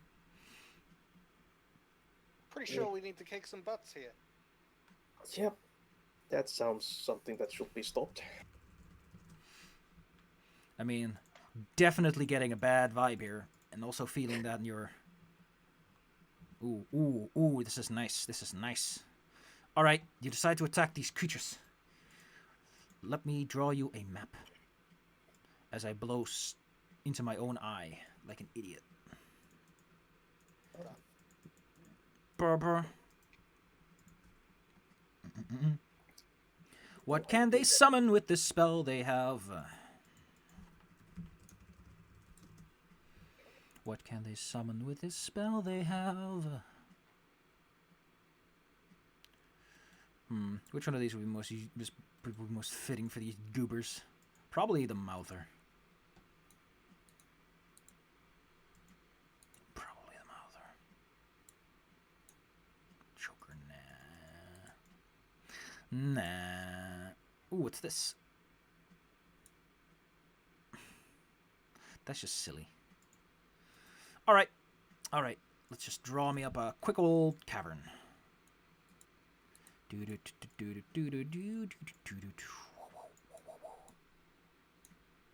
You're up on the cliffside. Yeah, that's it's a nice old cavern, ain't it? Yeah. Nice and tight, nice and cozy. I need some letters now. I need a letter for a couple of mounds of flesh. Made of mouths. Oh, they're medium. I thought they were large. Because they're such meaty piles of mouths that appear and vanish. They are clerics of Mrs. L. They're wearing fine exotic clothes and dancing in circles. It's got a primitive vibe to it, but also a catchy tune. And I'm going to put the letter P for the pile of bodies. That is, or the pile of parts that is slowly merging together. Alright, kids. Slap yourself down on the entrance of the map as you are observing this Fey ritual.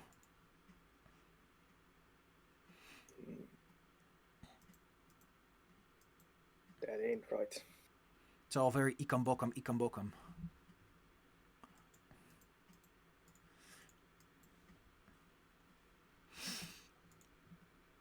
Alright.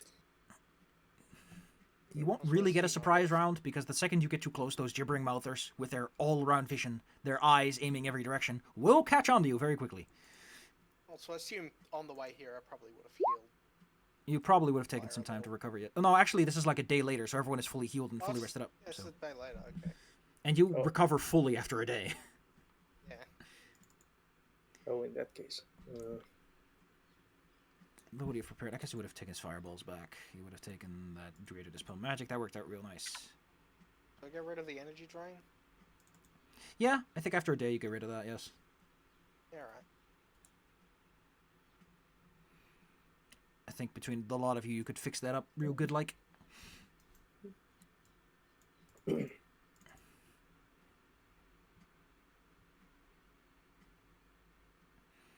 Abraxas is like, oh, they're all within like fireball or like chain lightning range, man. It's gonna be great.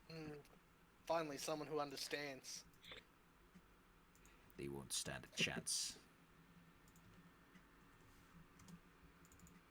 Actually, I'm gonna re-copy these creatures so that they have health bars. Health was in this economy? In this economy, how tough are these ladies? Oh, they're pretty tough. Jeepers. They're all ladies, by the way. Creepers. Jeepers, MC McCreepers. Lamashtu. Kind of likes the ladies. Yeah, Lamashtu does like the ladies, don't they? And it's a big old pile of corpse parts. Gross. Who could blame her, honestly? All right.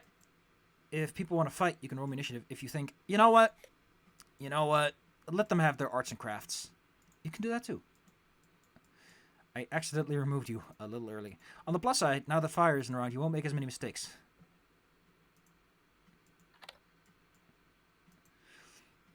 How fast are these ladies? Not too much. Actually, oh wow, they have +3. Where did they get that from?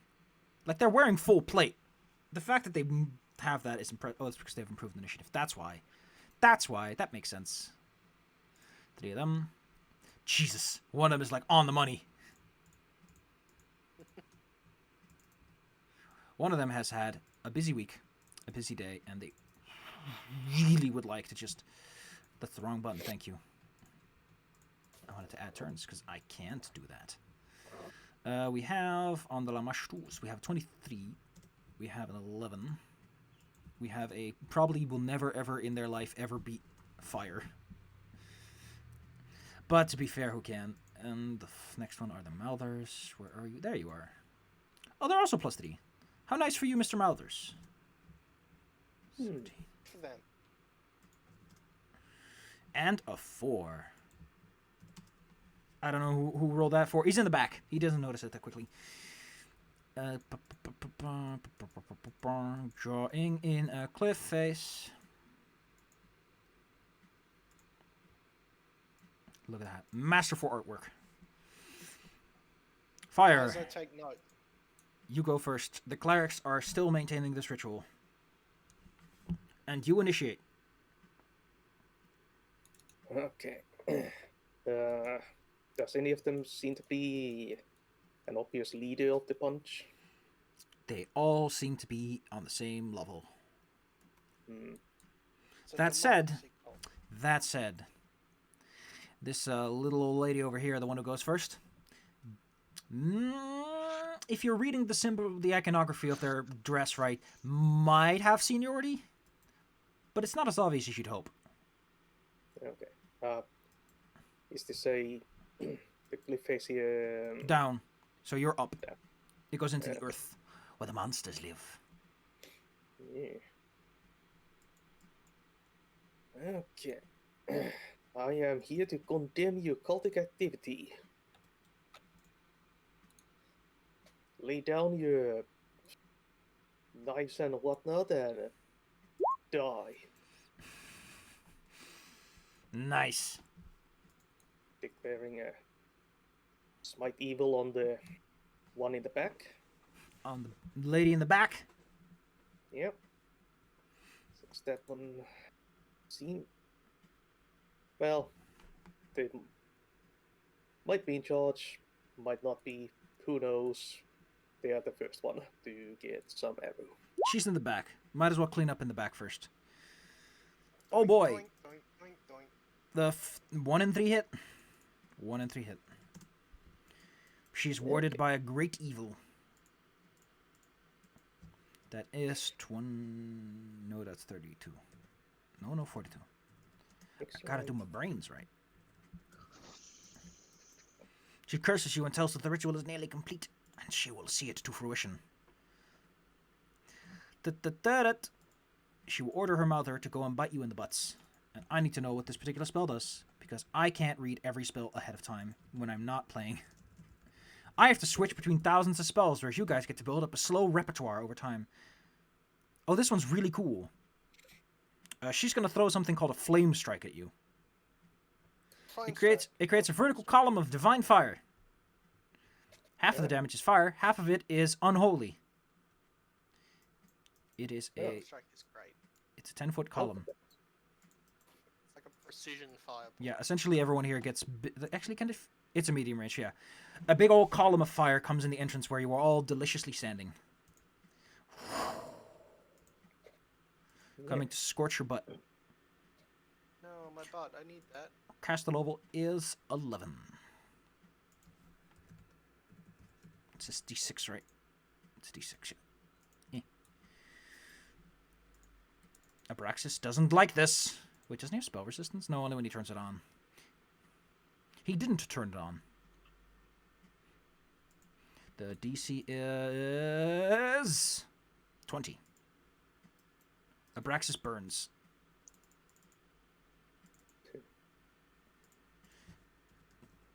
So don't forget, it's half fire, half evil. That would mean 9 evil damage, because I resist all the fire. Ooh. Delicious. Carry I on. picked up evasion, so I take nothing. Dodge out of the way of all the fire. Sick backflips. Carry on. What a lovely, lovely day. Yeah, what a lovely day to be a fireball slinger. The corpse is slowly starting to congeal together. Scorched by people once again.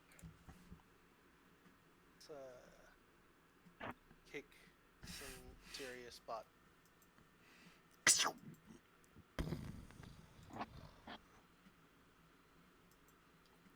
Not my best. 45. Well, they still have to roll. Da-da-da-da. Can they make it? What's their resistance to cool beans? Wrong.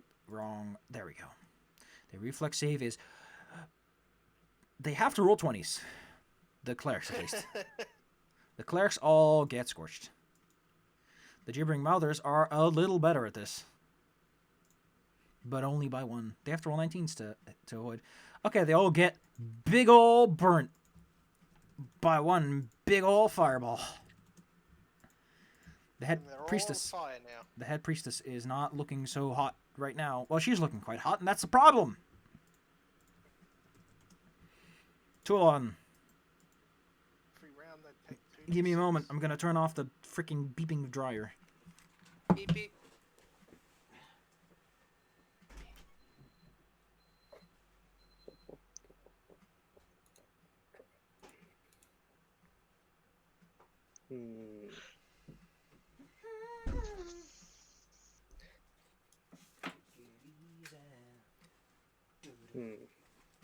All right.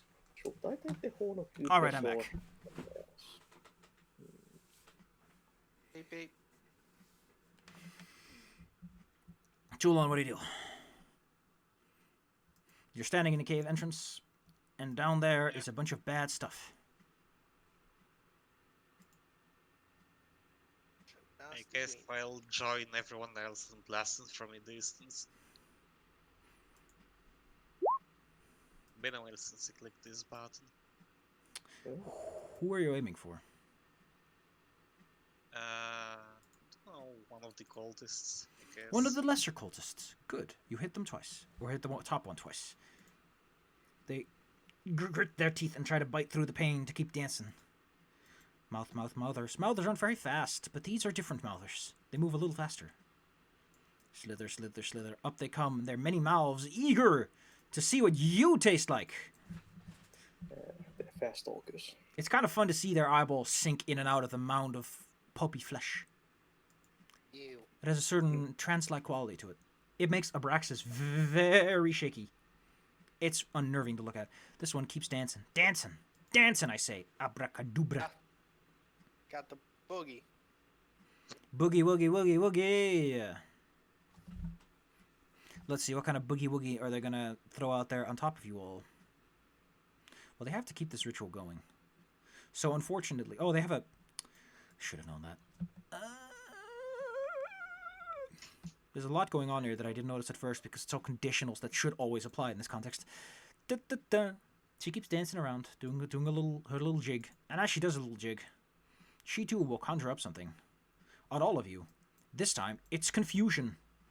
As your mind is filled with monstrous thoughts that boggle the mind.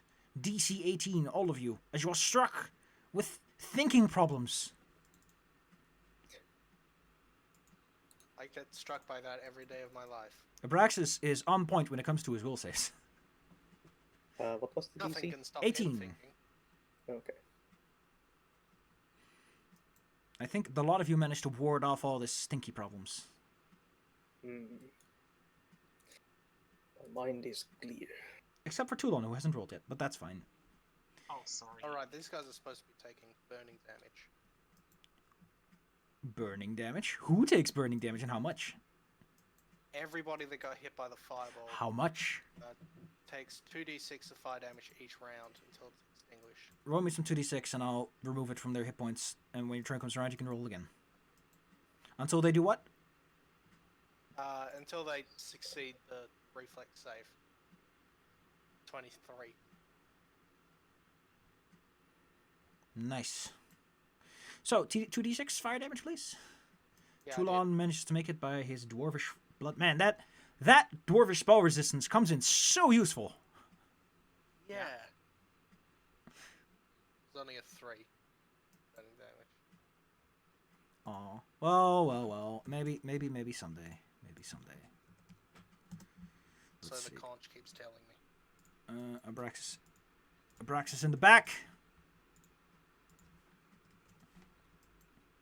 They'll get a little itty bitty scorched. They seem to quite enjoy being on fire, actually. He doesn't like these mouthers at all. They make him scared. Also, how big is the gibbering mouther making you go nuts? As a free action... Oh, that's a bit bigger. Can everyone roll me, like, 2 will saves? DC 13? Don't forget a 1 still auto-fails. 2020, baby. Abraxas is confused! Oh no, Abraxas. The mouthers, they get in his brain! Too much gibbering. Yeah, same problem. Then he has to roll me. Double boost. No, just once. Alright. You won't search. Try and search. He babbles and screams about bad things happening. What? No, Will- things. didn't Gibbering say- is a supernatural ability, so I think it applies? Now it has to be spell explicitly. Then you can maybe use Mythic Search, if you want to. It's a reaction, but... Yeah, alright. Abracaslam.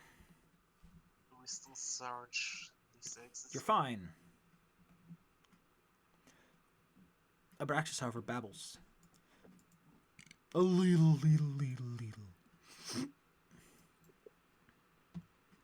Lady in the back. The ritual is almost complete.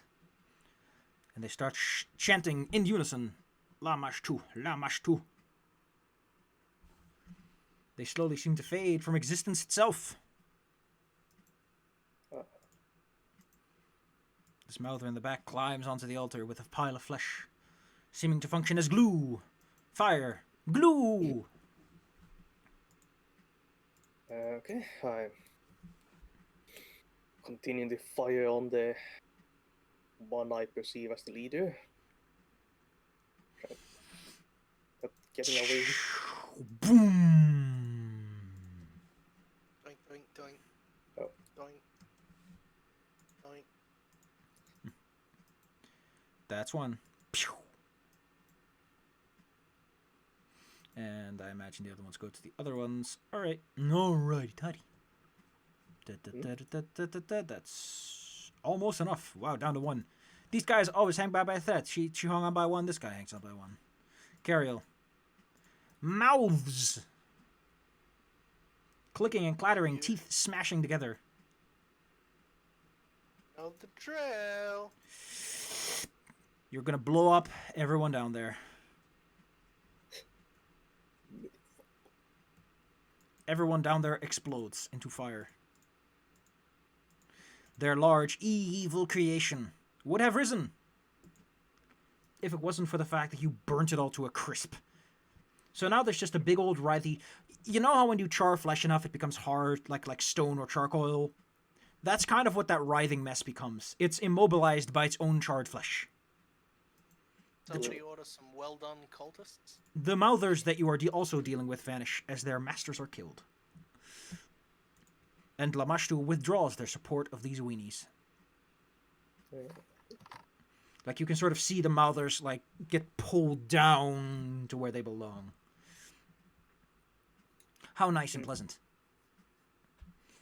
You are left with a smelly room. When don't you? Tends to happen a lot with us. That's demons for you. Okay. Well, they were wearing nice equipment, so... So I'm not going to beat around the bush. They're wearing some fine things. Fine leather jackets. No. Guess I put a few arrows into the meat pile just in case. Keeps on writhing, but who knows why. It doesn't seem very...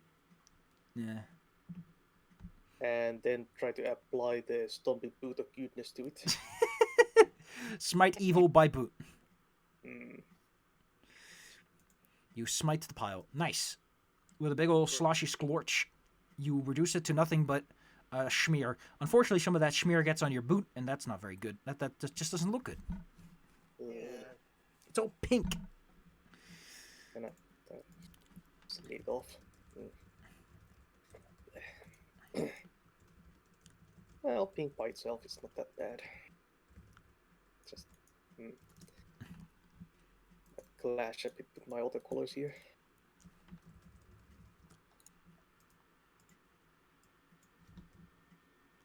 We'll probably strip everything for parts and dump them all in the bag of holding. You know, the adventure away. Here, I'll just pile up. Anything else of note in this cave other than the pile of charred corpses? Okay. You can roll me like some spellcraft or religion to see if you can recognize the myriad components around here. There. Into the potion pile. That's the total for you. Just remove that section and remove that section. There we go. Now it's all nice and tidy. So yeah, if you can roll me some of that knowledge to see if maybe you can identify these esoteric components that are scattered around. Cariel.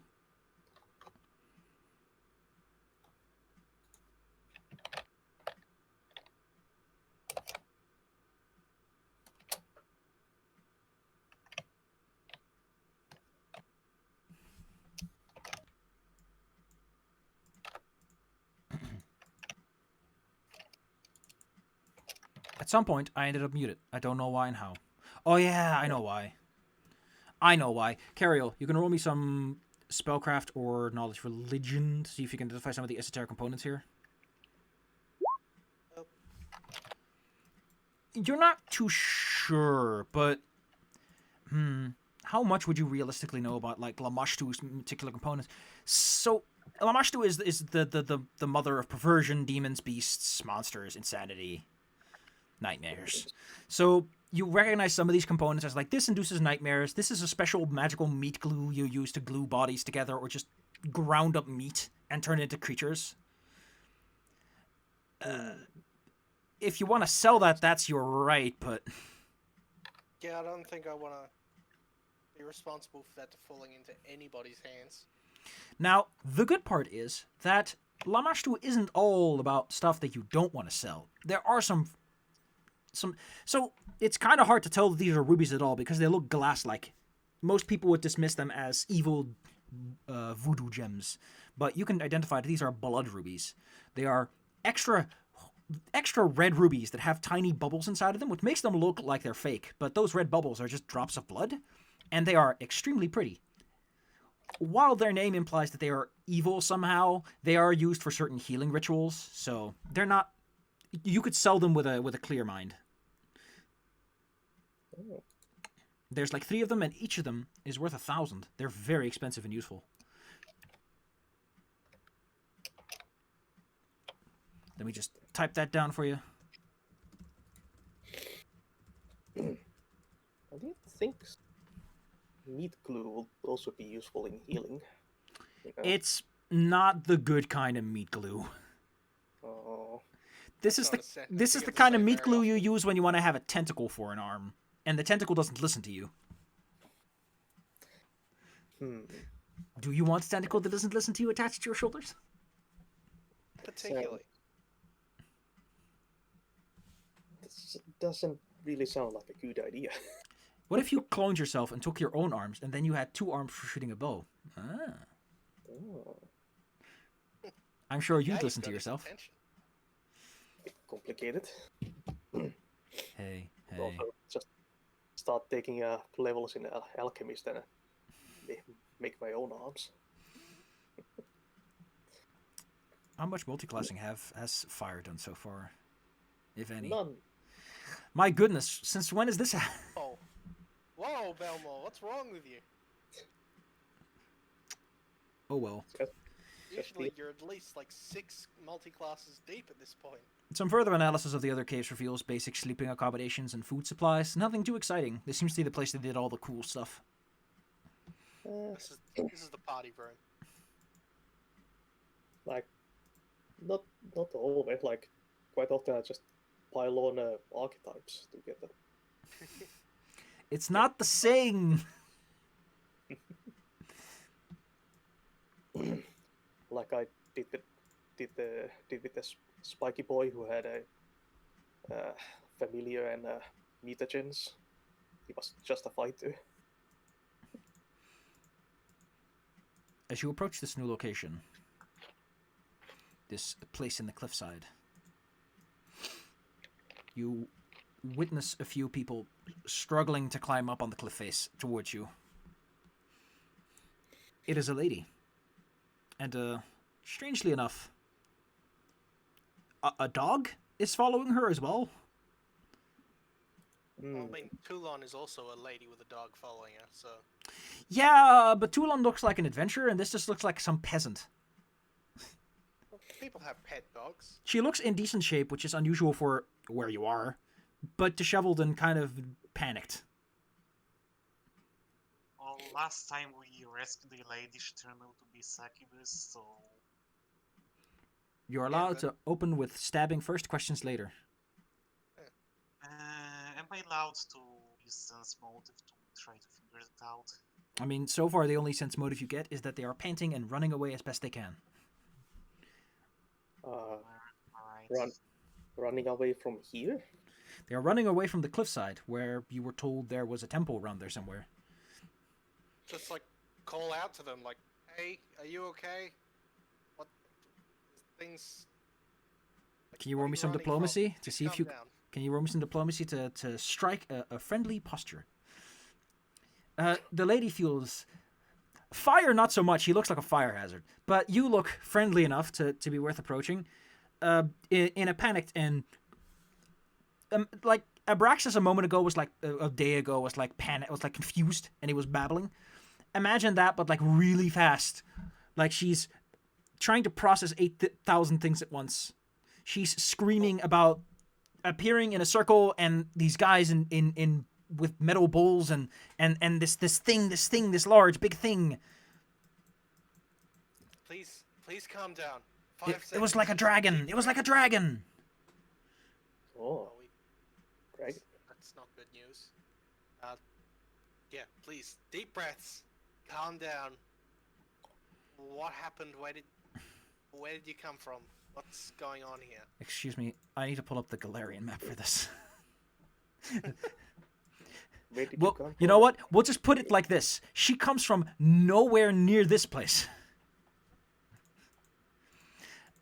Mhm. That's a very Abraxas, far away place, I assume. Abraxas asks some more informative questions, and thanks to your smart brains, you managed to figure out this lady appeared in a summoning circle. Why Huh. the heck did they summon you? She's a human Well, then, on the Yeah. material plane.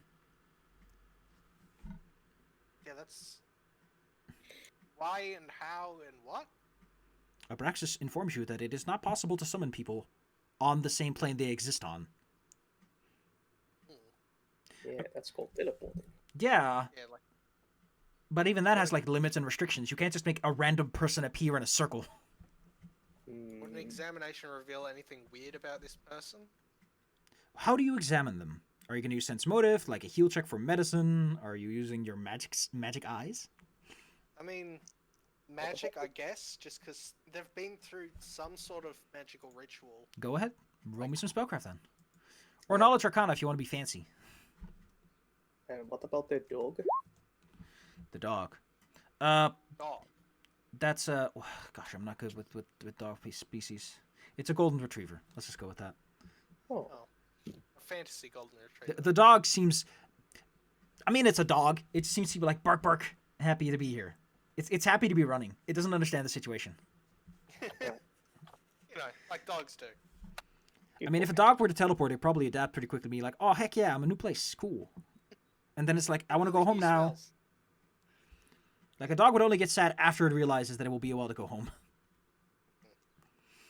Which may take a while, and then we'll forget about that, and then go back to being happy again, and then dogs aren't good at understanding situations. So, she has a lingering conjuration magic about her. Here's the interesting part. You know what? This is actually quite specific. Knowledge planes or arcana. This is more esoteric magic knowledge than practical stuff. Did you pay attention? You did pay attention enough to know this. Airplanes. There are two ways to summon something. You can summon something and it's just there for a little while, like you force, like it's a rubber band. You stretch it into the plane and it stays there until the magic snaps loose and they go back where they were. The other is binding, which sort of puts a pin in it. She is kind of a weird mixture. Because she's on the home plane, the magic can't snap her back. So the way that it works normally is when you're on another plane, you go back there because that's where you came, that's where your rubber band goes back to. Here, the rubber band just kind of slides along with her over the ground to where she was summoned because there's no planar barrier to keep the thing taut. It works better if you understand how multiple dimensions work. It's difficult to explain. Point is, when her summoning spell ends, she won't go back home because she already is on her home plane. So you're just gonna have to take a whole lot of expensive carriage rides to get back home. Abraxas can teleport. He offers to see if he can take her home. Yeah, that would probably be a good choice. I mean, like, Like, he doesn't feel good about just sending this lady off, or taking them with her is a great way to kill her. yeah, like we are smack dab in the middle of the whirlwind. how So, how accurate is teleporting here in Pathfinder? It depends on how much you've been to the place you're going. Yeah, Abraxas is a bit worldly, but I don't know if he could... I mean, he doesn't have Greater. Greater is the accurate one, so... Let's see. I was just reminded of a recent teleport thing we did in Oh, yes! Yes! 5e. I know! I mean, he probably knows a town vaguely near where she's from, Just, like a capital city or something.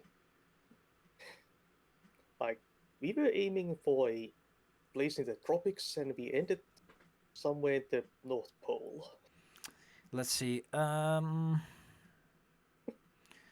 This is great. So, similar area. This is the worst one you can get that's not a mishap. It's you wind up in an area that's visually or thematically similar to the target area. Generally, you appear in the closest similar space within range. If no such area exists within the spell's range. Okay, so it could be worse. It's not quite what 5e does. Oh no, that's off target. You appear safely in a random distance away from the target location. The distance off the target is d percentage of the distance. Okay, so it's just as bad. Really. Oh, you live in a city? Well, this is a city. There are houses here. It's like a ruin. Yeah. There's a road. There's a sign. It's a city.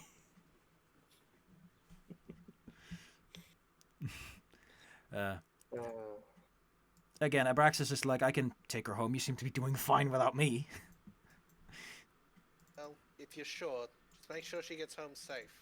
We need to investigate why the heck they're summoning people. The better question is how they're summoning people. Yeah, that too.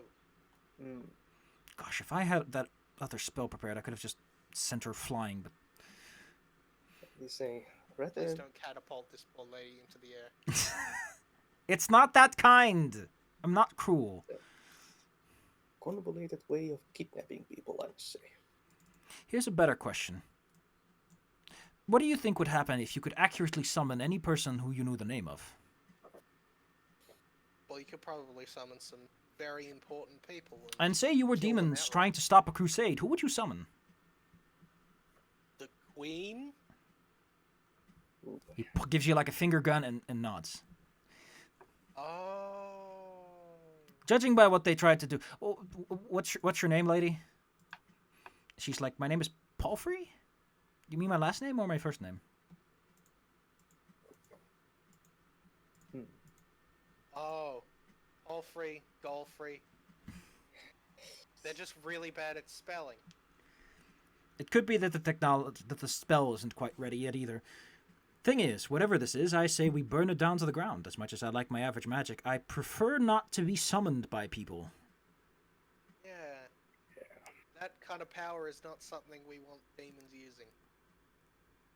Well, do you want me to stay here with you and help, or do you think you can manage a temple full of iron bulls on your own? And I think dragons, we can apparently. manage. That's kind of our job description. yeah. Are you sure that you saw, like, iron bulls? Because she's like, yes, I saw, like, 4 of them. Large golems of metal. Wielding huge weapons. Oh, well. Well, I'll go... You know what? I think if I play my card... I think I'll just take her back to Dresden. They can take it from there, really. So I'll be back We'll take tomorrow-ish. carriage. Yeah, okay. Let's see, is Dresden within his teleport range? Yes, it is. He can make that. Alright, well, good luck in that temple over there. Wherever it is. I just realized I can't really teleport back reliably. What's the return plan? Would you wait here and hope that I show up? Or am I supposed to see if I can fly myself over here in a jiffy? Wait. I'll see what I can do. Just wait in the temple for a day once you're done, and I'll see if I can make it there in time. I think I have a few. No, All right. so we can rest up afterwards. Who wants to roll me the shenanigan roll for the teleport? Who wants to have the honors? What's the roll? It's a D100 to see if he is able to get where he needs to be. Ooh, the fun dice. Good news, rolling low is super good, and this, no matter what, would have been on target. He appears on target. So, with a poof, he disappears with Popo and Lady in hand. That's all. Yay. And so you are left on your own. Probably no way that we know that, so we're just kind of assuming the best. They say that if you stare really closely, you can tell that they fucked up, because halfway through, when they're semi-transparent, they're like, this is not where I'm supposed to be. But you gotta look real close, because they're half transparent. Gotta listen for the oops. Whoopsie snickerdoodles. Yeah, Anyway. do look for signs of surprise. I really like the art on these guys. You're gonna see them in a bit. Some searching later. It's been a day, by the way, since that place you were at a moment ago, so don't worry, you're all back up to full. You find Le Fallen Le Fane, which will be the last thing we do for the day. That's about right. And it's going to be quite the ruckus. Ba-ba-ba-ba. The Fallen Fane is indeed what you would expect. It is a temple, ruined and desecrated. Where our holy symbols once stood are now nothing but chipped off bits of rock. Cariel, for some reason you feel an anger in your heart. As if this place is desecrated, not the temple itself, but you personally. How Every cut dare they? Every cut is a cut at your nose, a chip at your ear, a lock of your hair, taken from you. Beautiful architecture ruined. What a bunch of jerks. What a bunch of jerks.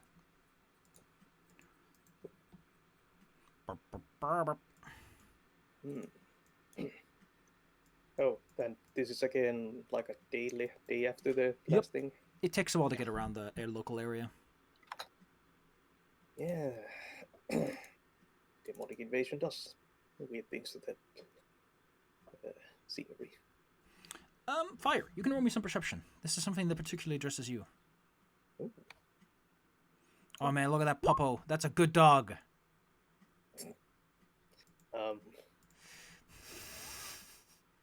Banded golden retriever. You notice nothing of Retrieving some importance. Yeah, I don't think Mutic Surge will help with that roll. I mean, it's not a particularly difficult roll, so it's kind of hilarious that you There's no saving that one. you don't care about the graffiti on the walls. Let's just put it like that. Yeah, I've seen my share of graffiti. It all kinds of blends together that well. Yeah. It's just like, damn, I wish I could read. The part where it's like down with the false saint fire, that's probably someone else. Yeah, that's,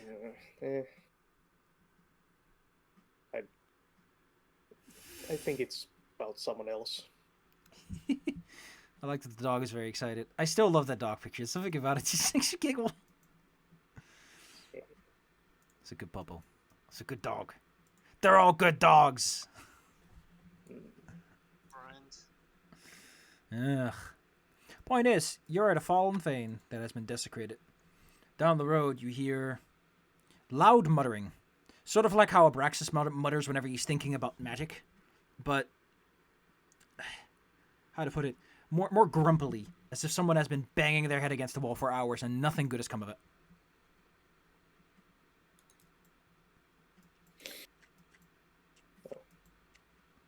How would you like to make your entrance into this fine fane? Girly, I am pissed off that they've done bad things to this place. Storm in there and give them a piece of my mind. Cario angrily decides to walk up the steps. Oh yeah, also recharge our mythic power. Don't. Yeah, I'll throw you some cards. Don't worry about it. Throw Too some long. bones. Hell yeah. And this one's for Dizzy. Hey. You storm in past the statues without faces. Although someone has taken like some wood, carved it, and then hung it up over it with some rope. What the heck is this? Fuck cops, and he's taking a picture. Look at this art. They're expressing themselves. Cariel, as you bravely step in, you realize that whole talk about iron bulls was not exactly untrue. But they're actually dudes in like big, chunky plate. Oh. That's not iron bulls. You know, people in a panic tend to think things. Here he is. Look at that. That's a cool art, man. Look at that guy. Yeah, That is pulls practical so well. plate. Look at that. Yeah. Between That's all good the plate with the good little like flourishes, like the points in the shoes and the horns. between all the anime bullshit Pathfinder does, here's just a reasonable guy in armor. Well, Horns aside. The Templar. yeah, except for the horns. Luckily, none of you Horns, grab things. Flourish. And Toulon is too short. Well, no, if you like hit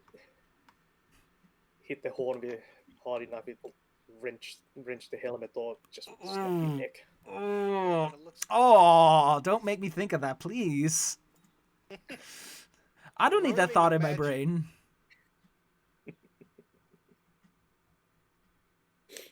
Other than that, good dog. The fine men that are here would like to know your business as they lower their weapons in your direction. Yeah, I like to storm in here, halo lit up, wings flared, just like, how dare you, bastards! We are the cleaning crew. Here to scrub away your evil. Cariel is pissed. The statue over here, by the way, is a very fancy, probably metal plated because no one makes a metal statue that big, of Baphomet, standing victorious over a crumpled statue. What a nice shindig. Point is that all the goody two-shoe Templars around you, they have their weapons lowered, and they're like, let's charge and squeeze these boys.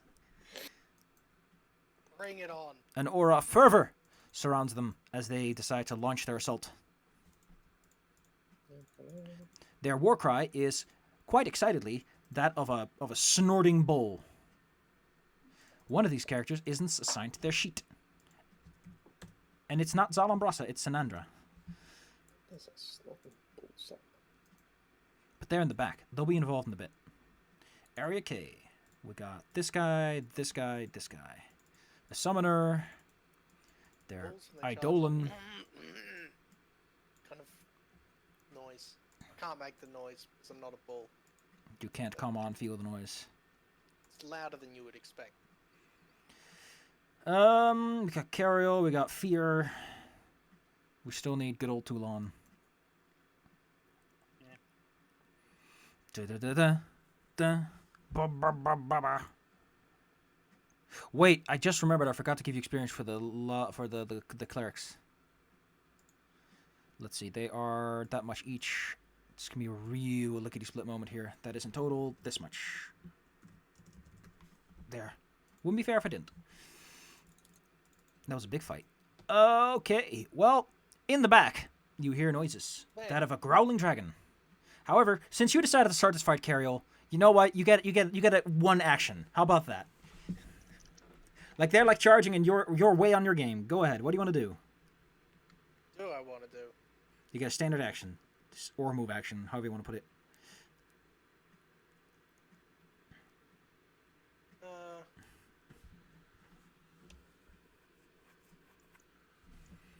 Let's bring back my wall of fire. No. Ooh, mean.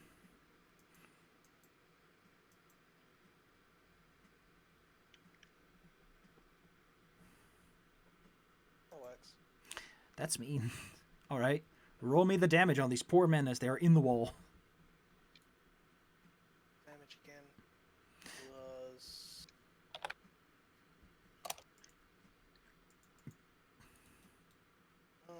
10 to 6 plus 10.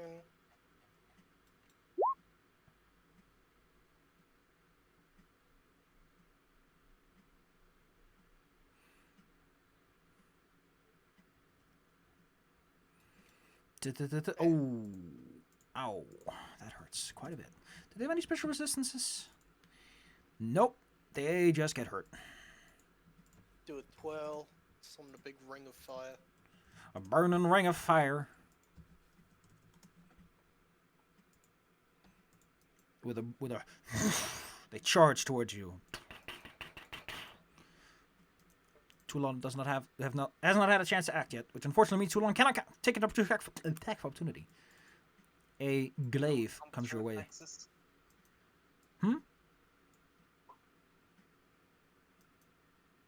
Even with combat reflexes, I guess. Does that help? I don't know. Combat reflexes. And I don't want to hear you putting emphasis on any other syllable. Also a flat-footed. Oh, yeah, sure. I guess you do. That's nice. Okay, so the new Greatex was +2 holy condiary. Yep. Coolly. I don't know if it really helps against like dudes, but you plink off of their fine plate mail Right. that is shimmering with minotaur fur. Gross. It is kind of smelly. So you're a good outsider, right? Technically. Would you like to eat pant? Preferably not. Then you better dodge that 20. 22, actually. 24, actually. Well, I would have dodged the 20, But yeah, not with the charge 21. bonus and the smiting. They lunge 25 damage at you with their big glaive. Okay. Steam comes out of the nostrils of the mask. This one up here can't quite charge at you because he's like up there. He's going on these stairs first, like. Seeing that Toulon is wielding a big scary axe, he will go for Toulon instead. Wait, are these guys? Do they have reach? Is that weapon a reach weapon? I don't know. You know what? You know what, Toulon? He doesn't really care either. Hup! Oh, There- now I take 9 damage. 9. I mean, if they've got glaives, I'm pretty sure that's reach.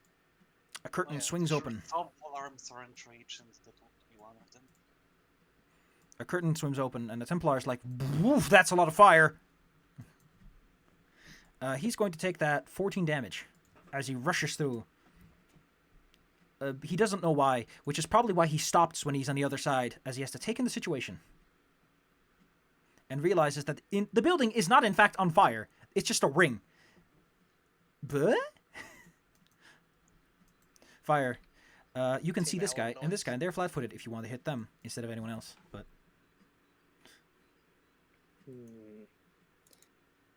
Yeah, flat-footed. Just let me check something. snorting angry bull. Nice. Oh, holy is against all creatures of the evil alignment. Ooh.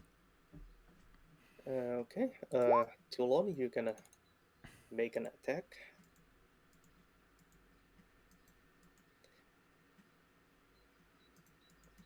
Extra attack with my tier as bonus on the roll. Their auras, by the way, are auras of cowardice. They make you fearful. So scared. That hits. Show them what you got. Oh, not that. Oh. He takes 15. And I don't. Are paladins affected by other paladins or of cowardice? That's a great question. Fire. What do you want to do with your actual turn? Yeah, which one was flat-footed? The ones that are still like in the ring because they haven't had a chance to move through. This guy is sort of flat-footed because he rushed through it and wasn't quite aware what was going on. Okay, I'll shoot at the guy, nearest guy who's in the ring. Oh fuck. Let's see if our good friend manages to pull through as always. No, the flat-footed. No. Surprisingly, no. So let's see. That is a 17 though. The first one does hit. Oh. That's a big wow. Oof. No wait, that's actually 3 more. The guy standing over here is like stumbling back into the flames, getting nice and scorchy. Something else. It is now time for something else. Now something completely different. Okay. One more thing. Just need to make sure on the okay here. Ooh. There's a rush of wind. The curtains fly and catch fire. A door swings open. Through fire and flames appears an elemental. It is a whirling wind, a storm of evil. It sucks up the tears, sweat, and blood of those nearby. Look at this gentleman. And he would like to have a little sip of you. Whooshy whooshy boy. He only speaks Orin, so whatever those swooshy sounds mean, you can only interpret them as not nice. Something rude. So Probably a lot of expletives. What is a good idea for a Templar in this situation? Because he's not doing so hot. Well, you know what he can try? He can try and use his command on Cariel to stop concentrating. So roll me a will save, Cariel. As this poor man stumbles in and tells you to stop it. To you, I do what I want. Cariel, you spend your standard action maintaining concentration. What do you do with your move action? Take a little tiny steppy. You take the Bitty front step. line, Toulon. Yeah. Wait, that is how that works? Oh, no. I think I'm... No, am I? I'm gonna have to take a hot minute here, looking through 8,000 books an hour. Wall of 4. Yeah, there's concentration plus 1 round. So you can drop concentration and then still have a round of the wall, so do as you wish. Well, it's plus round for level, so that's 10. Oh! That's 9 rounds. So you can just drop it and it will stick around for a while. Yeah. Do what I want. Okay, Cariel, spend your whole turn as you want. Yeah, if I blast the top of the statue, I can hit Most of them, yes. most of them except that guy in the bottom right. Well, So, if you're aiming up, then due to the diagonals, this guy will also be exempt. Due to how a sphere works out.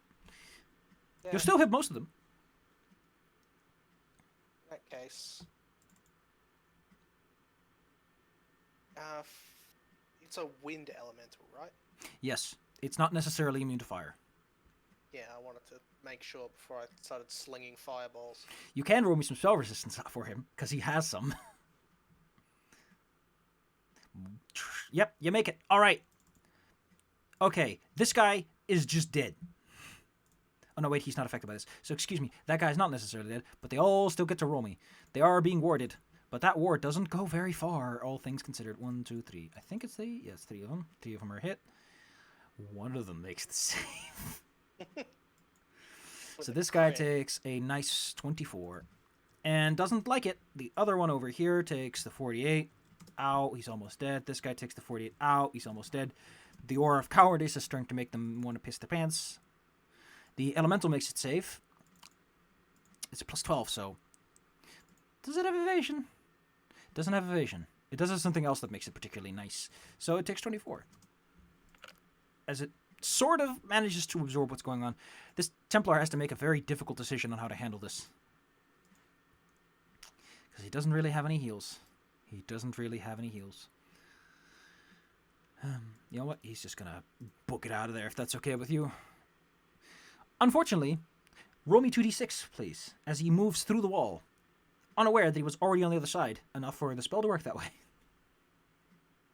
Cariel, it's on you. The guy, unfortunately, passes away. You see him go through the wall, and then you hear this metal thud of his body hitting the floor. There can be no escape from Cariel's Hellsphere. There's another Templar, but he's like looking at this curtain that caught fire. And seeing wondering, the corpse of his friend fall out. Tay Toulon, you get to go. Also, I just noticed something that needs to be fixed. There we go. You hear some shouting of a nasty person, and then your turn comes. So are these guys human or demon? They are humans. Oh, cool. I have They're that just favor nasty then as paladins. well. Oh shit. Time to favor those dudes.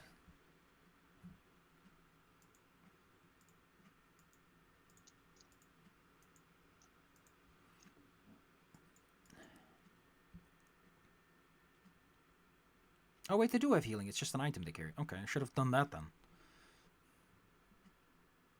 Well, you know, in a panic, sometimes you don't notice what you got. I don't know what you got till it's gone.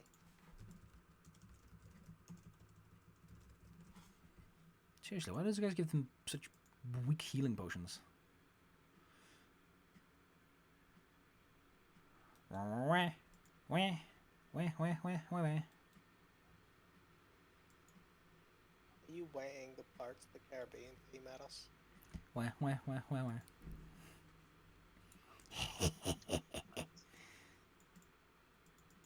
I am, because I'm powerful like that.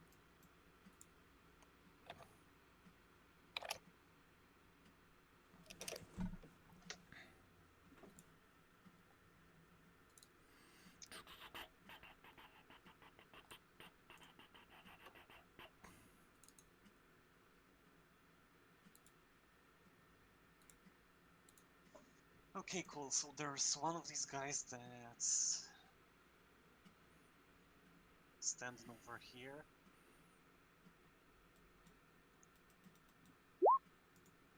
That's plus. How do I make it so that plus holy damage doesn't get a damage plus? I wonder. You want to do a temporary damage plus? I think there's a temp damage buff on the sheet. Yeah, I just wanted to not apply to the placebo damage. I don't think That that's should be possible. just 2d6. Doesn't matter. The guy's dead. Either way, Yeah. you crumple him. With one hit. Let's take him off initiative. You hear the roar of a dragon. It might be a dragon. It might also not be. What does it have? Who knows? But it'll come jumping down this tunnel. Down below comes a marvelous beast. Did I get his size right? This beast is he large or not is the question. He is medium. So he's like a person-sized. He has hooves, bow horns, but otherwise resembles a dragon in many ways. It's like a Baphomet dragon. Spooky. And as he comes charging through, horns forward, he tries to go for you.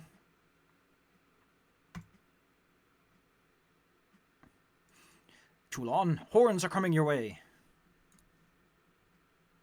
As you are face to face with a large, dangerous beast. Roar.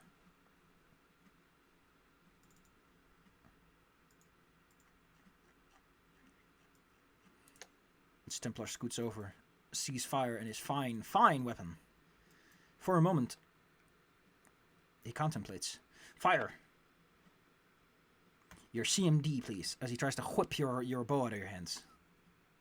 Oh no, CMD. CMD is 26. Poor guy. He tried his best. This guy over here is just gonna take a moment and take a sip.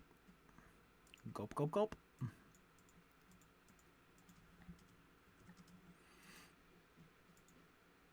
Fire. You're face to face with a man. Dragon Man. The bull man. Made of metal. Metal Bull Man. Well. I have fire behind me. You can still take a step back before it gets dangerous. Yeah, I'll try to take a 5-foot step away from the bull man and the edge of fire. The edge of fire. Okay, seeing how things are getting kind of hairy here, let me call on my divine bond. So I call a fire spirit to inhabit my bow. Nice. Radiance glows extra hard and also with flames. That's neat. Alright. That's a standard action. Then I use a mythic search to gain an attack. Ooh. Standard action. You still have your move action too, so you can take a full attack, yeah. Oh, nice. That's how I rule it. Nice. How do I add fire to this? Guess damage to you? Difficultly. So yeah, I use divine bond to add a flaming burst. Oh, that's nice. On crits at least. Yep. Well, it also does 1d6 on a regular hits. Cool. Anyway, the guy that's near Cariol is about to realize just how hot this fire can get. Yeah. Okay. Now I don't know if that will carry into the rapid shots, but we'll see. Is there everything else? Yeah. So, shooting at the guy who tried to slap Radiance out of my hands. You hit him with the last one. Oops. Whoops. Well, the additional damage should be fire, not piercing. Well, that was good. I don't think they have any resistance to either, so it's not like it super matters. And the last one hit? The last one, yes. Yeah. Well, it didn't add fire to that one, so I need to. It also takes then 2 extra fire damage. I need to look up. Oh gosh, the S and 2 more fire damage. Ow! His Yeah. resolve too is weakening a bit, but they must defend this temple. They can't just go away. Cool. Why does this guy not have any registered reach? I guess it's just standard reach then. The air elemental swirling vortex. What's he gonna do? Well, you all really look like tasty treats, and he would love them. Take a little. Should he go for the dwarf? Should he go for the you know what, the dwarf? Dwarf gets it first. It flies overhead. Being a breezy cloud it is. I would like to... Attack for opportunity, yes. Actually, I would like to use my new tech and use Cage Enemy as an immediate action. Excuse me, what are you doing? It's a Guardian Path ability. Ooh. Means that when I make an attack of opportunity and hit, then they don't move out of the square that provoked it. Alright, so they might get stopped up here. Alright. Alright. Alright. Try and hit him. Show me the goods.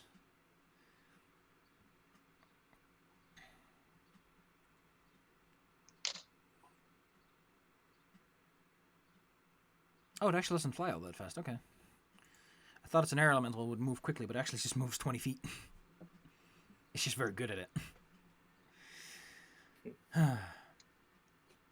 Well, you can roll me that attack when you're ready. Yeah, I just need to readjust my... Yeah, I know. Lots of modifiers. Lots of work. That actually misses by 1. Do you have any way to get 1 more? Yeah, I could surge. Then you hit. Yes. So roll me the damage and it stops. It's exactly what you need. How did that happen? Still applies the damage to... Yeah. Gee, oh, is this creature evil? It's neutral evil. Unfortunately, there's only 7 in the placebo. Sorry. I don't know how to fix it. Okay, so it's 7 plus 35, 42. Still, like, cut the thing in half. Being adjacent to you, you know what? Since you're being so mean, it just starts shooting many tentacles at you. I need to set this up correctly, actually. Pew, pew, pew, pew. And each of those tentacles does something kind of nasty if they hit. Only the first one, though, since it's already moved. It gets to make a grab attempt, and once it succeeds at that, things will get real bad. So let's hope that dwarven holding on tight works. It rolled a 22. What's your CMD? CMD is 28. You manage to avoid being grappled, which is good, because you get the feeling that if it gets a hold of you, it will start sucking blood out of you. And tears, and sweat, and other vital fluids. In fact, I'll show you what it actually does. No, that's wind defense. This.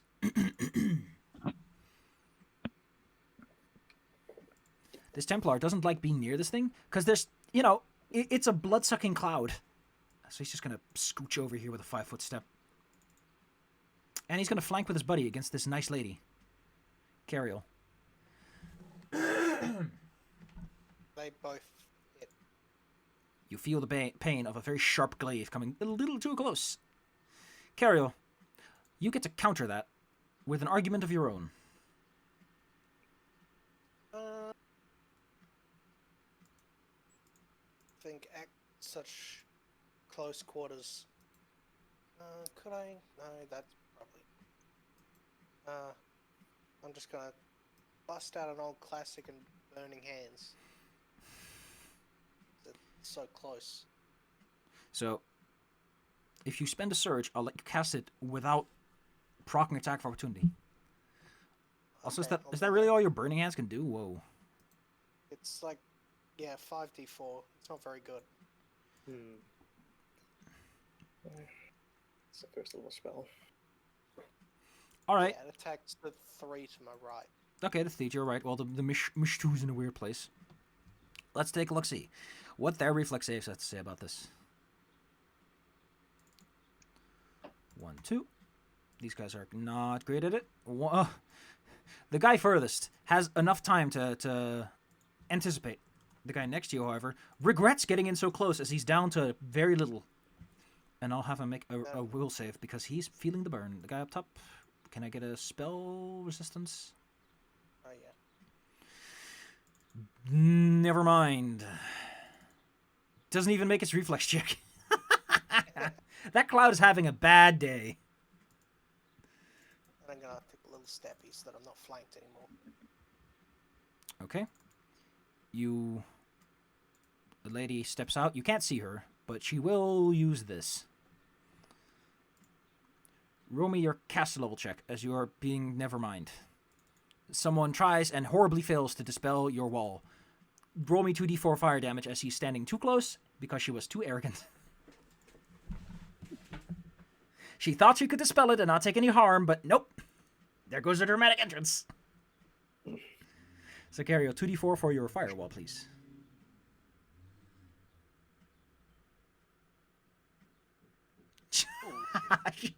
She really tempted luck a little too much there. She rolled a 1, maximum damage. Good cantrips. This Templar over here, there's still a wall of fire there. It's you know, yeah, I'll be over here. I don't want to walk through a wall of fire. It's dangerous. Toulon. It seriously hurt someone with that thing. You're standing next to a cloud, 2 men in full plate, and a dragon? You're honestly not too sure what to make of this. What a bunch of cards. Freeze frame. You're probably wondering how I got myself into this situation. Oh, it's an advanced Mishtu. Okay, that's fine. Because I didn't write it down on the sheet. I'm going to yell at Cloud. Does this cloud have feelings? It does. First one misses, second one hits, and almost down. I'm going to just roll d2d6. Show me the goods. Actually, 2d6 would mean that by default you dispel it. The cloud becomes nothing but a distant memory. Turns out you may not be able to hurt its feelings, but you can hurt its face. I need to look this up because I think these guys here, they're all hasted, aren't they? Yeah. The dragon... So, Ooh. I continue caging the enemy. I need to spend 1 mythic power on that every turn. Awesome. Let's see, this is the art for this good. This is the art of, like, the lady who you can't see yet. Oh, that's cool. That's a really long link. That's the lady you can't see yet who's behind the firewall. And that is the Dragon Bull. Which is actually an Eidolon. So it's an outsider. You know what it... Dragon cow with 6 legs. I know. It has 6 legs? I didn't notice that detail. It does! Well, if it has 6 legs and 2 wings, does that make it a spider? Yes. If you are an arachnophobe, it activates. And with this aura of cowardice, you might be. You're just standing there. 1, 2... Oh my god! Toulon, the creature rears back up, and it goes in for a gore and tries to stomp you with its 2 hooves. It comes crashing down upon you. Pete. Okay, so how many damages is that? That is 15 plus 17. It's not that much, really. Yeah. That's just 32. It's surprised. Most mortal men cave before its mighty hooves. Alright, let's see who's next. I'm well on the path to cave in the right. You're doing better than you should be. There's a Templar here. How does he feel about the situation? You know what? He's gonna be a pog champ here and feed his friend some good boy juice. Aha! He moved. That means I get to smack him. You do. Also, you get to smack him because he's taking out an item. So even if he took a 5-foot step, he suddenly feels an axe coming his way. Can his armor soak the blow? Oh, could you stop his movement so he can feed the potion? Then he just stands there with a potion in his hands. It's like, And he's a human, I need to turn that on. Oh boy. Oh no. I poor have so boy. many toggle switches in this. Yeah, he's gonna feel that one. Ooh. Is he evil? Yes, they worship Baphomet. He's he's down. Pulls out the potion and gets his head lopped off. No, his potion falls on the ground and shatters, and this guy loses his morale because that is the most discouraging thing you can see. Yeah, that's pretty fucked up. Fire. Oh, this guy actually gets to do something. This guy contemplates and then, okay, fire, go. Yeah, I'm start shooting like in this line. You fire a line of raw arrow. This Blast. guy, if he drops, then that guy. Look at me. Okay, hopefully this works now. Oop. That makes short work of one, Doink. and the other one takes 15. He's still standing, but that just makes his morale drop further. Cariel, That's me. you know, other than the spellcaster and that guy, you kind of took care of most of the hard labor around here. So, what do you want to do?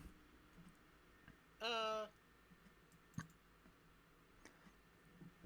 think I'll bring out my boy.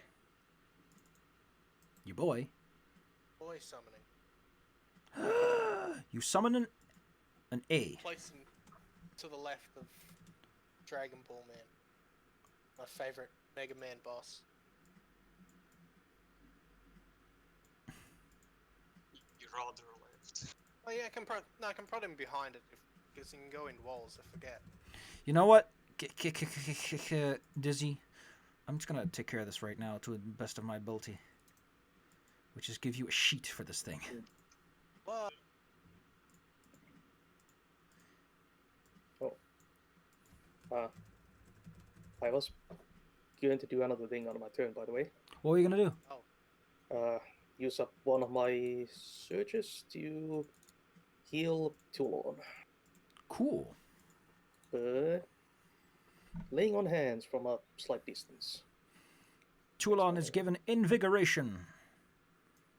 You should, by the way, now have a sheet you can throw your attacks and stuff into. Get to heal 15. Oh wait, let me just spiritual ally. Okay. Yeah, I'll sort that out while other people are doing their turn. Yeah, right you just have to fill in the melee section. Because it's flanking. I get that. So yeah, ooh, Toulon gets a nice blast of good health. Reinvigorated by your allies and the momentum of battle. Yep. Also, since this lady cannot physically do worse, she's going to honor her and try and dispel this.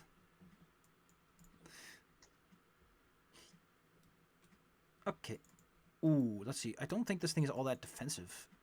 It actually has pretty good AC, but it does get hit once for 11.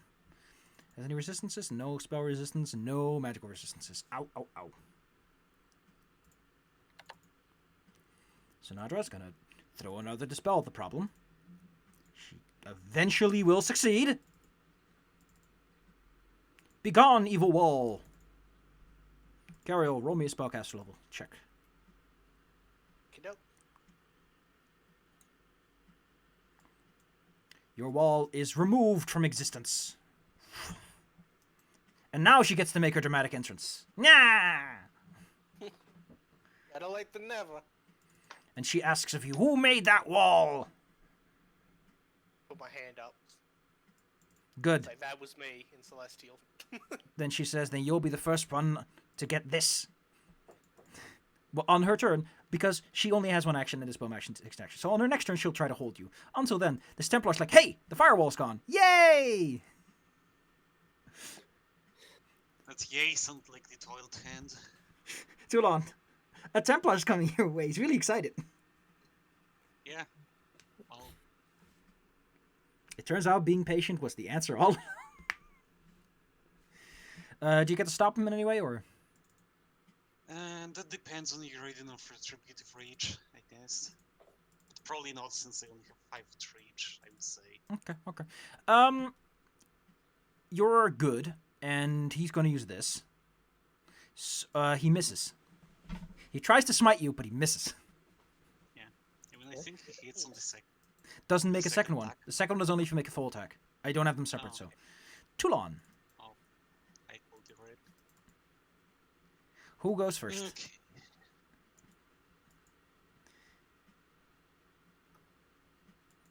This guy, by the way, is very weak. So you could take a 5-foot step and try to spread your damage out and focus fire or something. I don't know.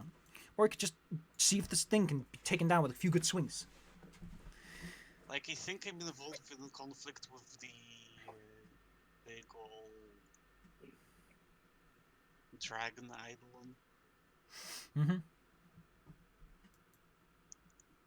As soon as my turn ends, I'm going to continue caging the enemy so that Okay. they can't reach my friends in the back. But for now, Okay. I'm going to try slapping the idol. Eidolon, begone! Wow. Okay. Jesus. Even with the flanking, it's AC 25. This Eidolon has been significantly reinforced. Which makes sense. Because the... Oh, wow. Oh, no. They're both very good at this. You get a snort. And then you get the horns.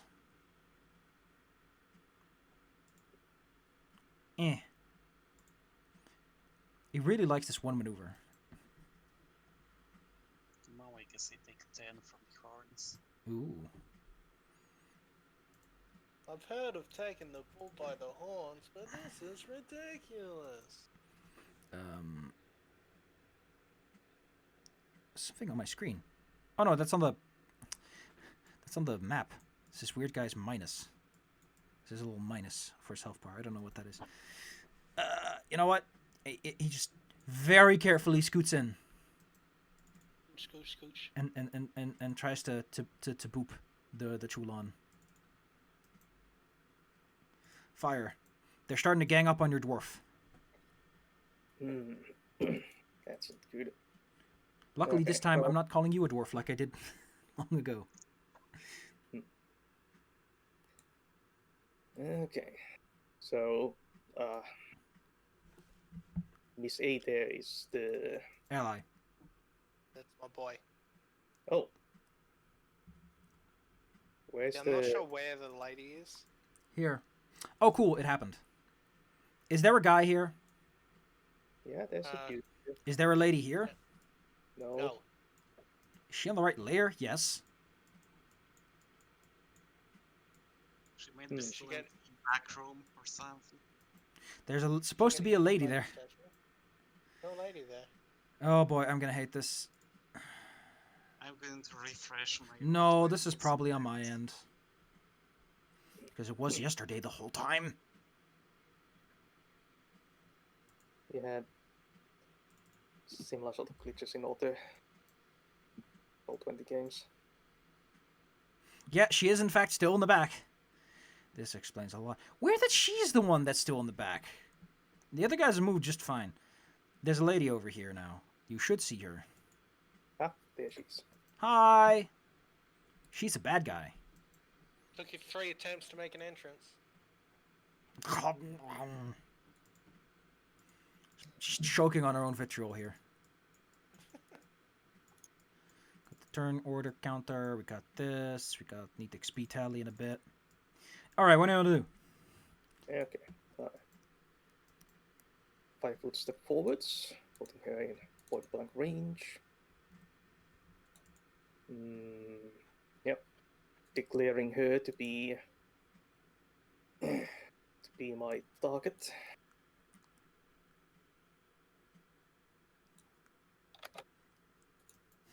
Aha. Wait, Show who- your face. Who are you That. targeting? Sanedra, the Ah. evil lady on Ah, okay, well. She is evil, but she is human. poked her head into view.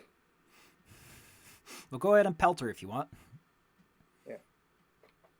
thought I heard something weird, but I guess it's not nothing. Aha. Oof.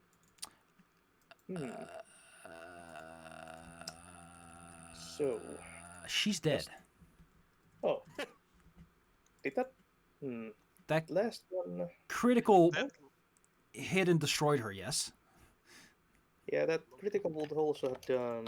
Let's see, an extra 12 fire. Then she's actually properly dead, as in negative con score, hit points dead. And on fire. See, this is what happens when you crit with a bow and it lands. It hurts like hell. Yeah, when Got also that spicy modifier. I need to look up if an Eidolon sticks around if the summoner is killed. I think it does, but I don't know from the top of my head. I have a summoner in another game, but they have to sort that out. Idea that she just dispels the wall of fire and is standing there like, haha, falls! And then immediately gets obliterated.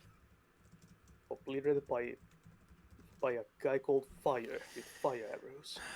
It's the saddest way to go. Fire, you are just pulling your weight 10 times till Tuesday. Cariel, you're pretty sure that's gonna stick in your nightmares for a while, seeing that happen to someone. Yeah, no fucking kidding. I'm gonna scooch a little bit back and heal Toulon for a bunch, using my super bunch heal. Wait. There's something they can do, I think. No, it's only the Eidolon that can have their points be soaked by the other guy. Not the other way around. Or can it? Shield ally? No, doesn't help here. Nothing could have been done. She gets the dead. Who gets the mythic cure wounds? Toulon? Jesus. Yeah, Toulon. That's 48 heal. The Eidolon wish it could unsummon itself. Can it? I don't know if it can. Ugh. Summoner gains a level, summoner gains a level, summoner. Doesn't matter what happens if the summoner dies. Oh, and then my boy also gets to smack him in the butt. Wait a moment. So, if someone's dead, like dead, are they within? Are they? I think it just goes away. I think the Eidolon just goes away. I'll look it up, but summoner dead Eidolon Pathfinder. Tell me, please. What happens if someone is 100 years into the past? What? Okay, I like that everyone's like, what happens if the Eidolon is slain, but not if the summoner is slain? Because if that's... the summoner is unconscious, asleep, or killed, his idol is immediately banished. Thank you! That's all I needed to know. I like that someone is like, what happens if the summoner's Eidolon is sent into the future? I like that someone had to ask that question. There we go. Yeah, there it is. I just missed it. Okay, so the Eidolon is just out of here. Boop. In that case, the ally moves over a little to the right and attacks that guy and misses. On both attacks. The remaining Templars will immediately surrender the second they see that giant advantage go away. And that is why you always kill the summoner first.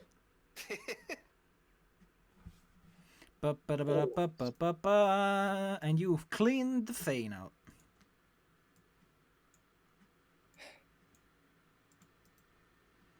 Let's just... You're going to make a lot of money in a few moments because all these guys have +1 full plates. That's cash. Yeah, that's cash. I'm just going to give you what they all had. You got 6 of these. So, how hard did the statue of Baphomet shattered when the corpse pins to it? Delay was in the passageway below. The double line said that it's a passage below it. Yeah, it's like a little tube. The statue does shudder and crack apart, though, as if a divine force is allowed back in and starts stomping on him. I'm just kicking it. Just out of spite, just kicking the damn thing. How dare you break the temple? Ask if Toulon has any blunt weapons she could use to help with the smashing. There's that super duper adamantine weapon. What is it with you guys and smashing everything I own? Philon, come over here and help me do property damage. Okay, there's one more thing I need to post, and that's the stuff Zenedra had on her pockets that she never got to use. Well, it was incredibly foolish of her. Well, to be fair, she couldn't see into that fire circle. She didn't know what was going on. Like, she was like, my Eidolon will protect me, but even with the cover from her Eidolon, no. She just destroyed, dead, gone. Thanks. Oh, Yeah, wait, I she don't also... think she could have seen that coming. She also some of this. Cariel, this is your special place. As in, you know, the sanctuary from that yonder yesteryear video game Earthbound. Oh. I think I'm forgetting some loot, but I think that's in a chest somewhere. It says I encountered a chest in area K4. There's a key and it goes to a chest in a room over here. Which you will find as you are doing your little rounds of the place.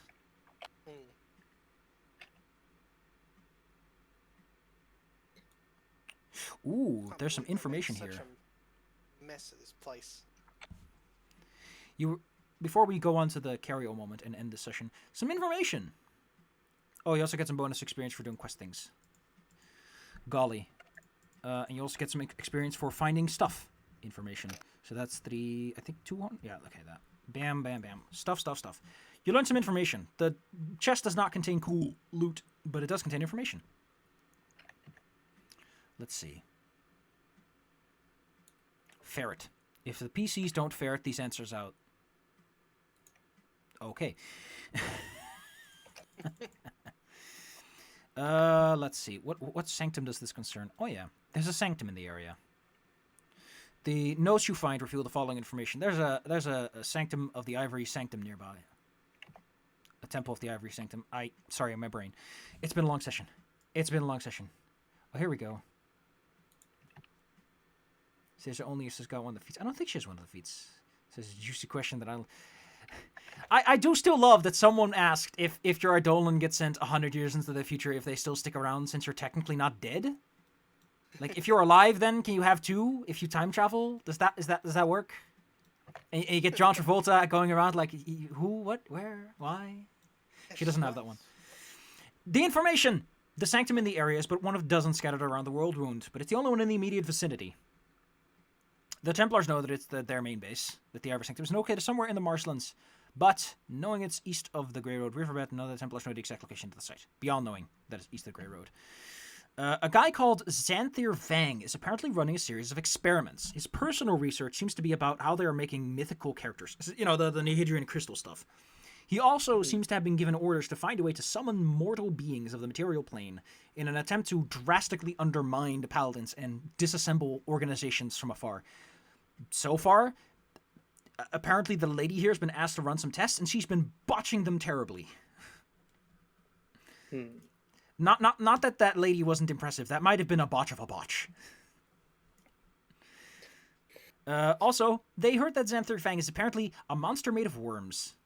Spooky. There's also a lady called Jerbeth, who is some sort of elven woman that seems to be running the show as a human representative. Humanoid. Apparently they also know about the succubus that escaped, the lady in the prison cell. Jerbeth has offered a bounty of 1,000 platinum pieces for the lady. 2,000 if she's alive and well. Oh, well, that ship has sailed. It has. Hey, maybe you can double cross her and be like, hey, here's the lady, give me the money. Okay, now we're gonna kill you. Thank ya. I mean, We were good guys all along! Why not just kill her and take the money anyway? But, come on, have a little flair. Have a little bedazzle. I Cariel. will bedazzle in my own time. Cariel, your bloodline of fancy boys is quite fancy indeed. As an angelic voice and apparition, which only you can see, appears before you. This counts as your mythic trial, by the way. So write it down somewhere that you, just like fire, are one step closer to tier 4. This fine creature tells you that your bloodline is quite something else. So, a little history about your family line is that a couple of generations ago, your one of your father, mother. It's not clear, but what this figure knows is that they were cursed because they were like, "Ah, this stupid crusade is dumb. It's stupid. It's ridiculous." And the angel that he was talking to was in disguise, was supposed to measure his worth because he was apparently a big, important, powerful figure. And the angel was like, let's go make sure that this guy is not going to cause trouble. He's like, this crusade is for fools and for idiots. And curse was placed upon him, a karmic justice, that all of his children would be born to be driven into the crusade and die until the crusades themselves end. And then he would learn how stupid of an idea it is if his family line would constantly suffer at the hand of it. Which is kind of why you're here. The hands of fate have been twisted. Doesn't bode well. If you end the Crusades by ending the world wound, however, you will be liberated of this fate. Or you can die. That's also allowed. I mean, not dying does often break the curse where you're supposed to die. So yes. The angelic figure does apologize for what has happened, but your curse has been written into what is called the Great Halls of Karmic Justice, which is where curses that have been placed on people they need to learn a lesson has been put, and you can't just remove those curses by being nice. You have to fix them. So, again, there's gonna be someone in your bloodline. There might be others, because the way the curse manifests is not necessarily you'll be a crusader and try to stop and try to hold the crusades. It's more, there is a good chance you'll just end up somewhere near the world wound for reasons unknown, and you will die as a result of the crusades failing. So there's a good chance that you have some cousins and nephews out there who have already or are going to die as a result of this going on at all. So hey, you can do a lot of good by kicking some demon butt for more reasons than one. As if you needed more reasons. The angel will also ask... Personal. The angel will also answer one question of your choosing. Just ask a question. As sort of trying to make up for it. The hell kind of question would you ask an angel? I mean, you can ask anything. This creature is, like, omniscient enough to be able to tell you a lot of things. Yeah, that's the whole point. You can think about it. You can think about it between sessions if you prefer. Yeah, I think I'll give that one some thought. That's kind of a whole load of power to waste. Yeah. So next time, we'll take care of that. For now, you have a lot of money, a lot of stuff. Eventually, a gargoyle will appear somewhere near you and say, hello. Oh, we have an iron key to a chest? Yes. Yeah, Yeah. that's The just documents. The papers that were read. Yeah. Which revealed that there is a sanctuary nearby that they are using as a base of operations, that some guy named Xanther Vang is doing very mean things there. You know what? Which one of you is good with sense motive? Or, like, psychology? Toulon, I think. My sense motive is 10. 0. Whoever is the highest gets to roll me that. There's some specifics about how they write about Xanther Vang that might be interesting. So, the way they write about Xanther Vang, he doesn't really... So there's two types of people that work with the demons. It's people that are here because it's an opportunity. You know, it's like, hey, these demons are giving me all this free shit if I just kill some people. That's great. And then there are the actual believers. Xanther Vang might be the first category. So you might be able to exploit that in some fashion. You know, maybe be nice and could squeeze him for information as a friend. As friends do. Squeeze each other for information. Any boy is here for the shits and giggles. Hi, friend. How about I put this thumb screw on you and we'll see what you want to say us. Say this. All right, let's get to the part that I've been dreading, which is putting all this experience into a heap. And boy, did you earn a lot. Activate the Experiencer-tron. Beep boop, beep boop. I like the beep boop sounds. They really add to the realism. As your characters hear beeping booping out of nowhere. No, that's the wrong number. It's 9600, and then this much. That's a lot. Oh my god, that's so much. It's just spitting it out at me like bullet seed. Experience. Blah, blah. Yeah, you earned like 100,000 in that session. Wow. You jumped like nuts. We did tick off like 2.5 pretty substantial quest things. And you fought some pretty big dudes. You made a lot of money. Jesus. I should probably think more. I mean, to be fair, you fought like big CR creatures. That's how Mythic works, is you fight above your belt because you can. Yeah. Add that to 3600. No, 10 less. 600 is that much. Okay, we'll paste that into the experience sheet, and then I'll divide it by half. I think you're gonna level up. I'm not gonna argue that. divided by 4 is you level up. Yay. You are now, everyone is at 116,150. What level are you at? What level are you going for? You are Level now 10. level 10. You need Double a... digits. Oh, and just in case you wanted to know how long it'll take to get to level 11, you need like 50,000 more. 40,000 for you specifically, but... So yes, you're level 10, you get a big jump. It's going to be a bit before you get to the next level, but hey, you're a bit stronger. You've learned a lot. You've grown a lot. You've muscles. Her. Grr. Grr. What does everyone get at level 10? I think I'll just get a new spell. I'll get new level spells. Oh, heck, you get fifths. A mystery spell. Oh, I get 3rd level spells. And more smite. Who doesn't like more smiting?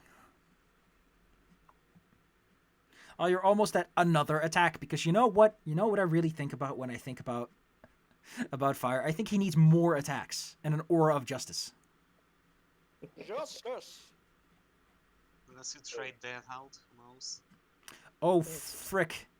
Your boy, Dwarf, gets another favorite enemy. Yeah. I'm scared. Oh, okay. At 11th level, I would get Hunter's Blessing. Hunter's Blessing. At 11th level, Divine Hunter can expend a use of her Smite Evil ability as a swift action to grant herself and all allies within 10 feet the deadly aim, precise shot, and improved precise shot feats. Even if they lack requisites. And I have to work on what Ashes is up to. Yeah. Where did he go off to? Why did he write mean graffiti about you?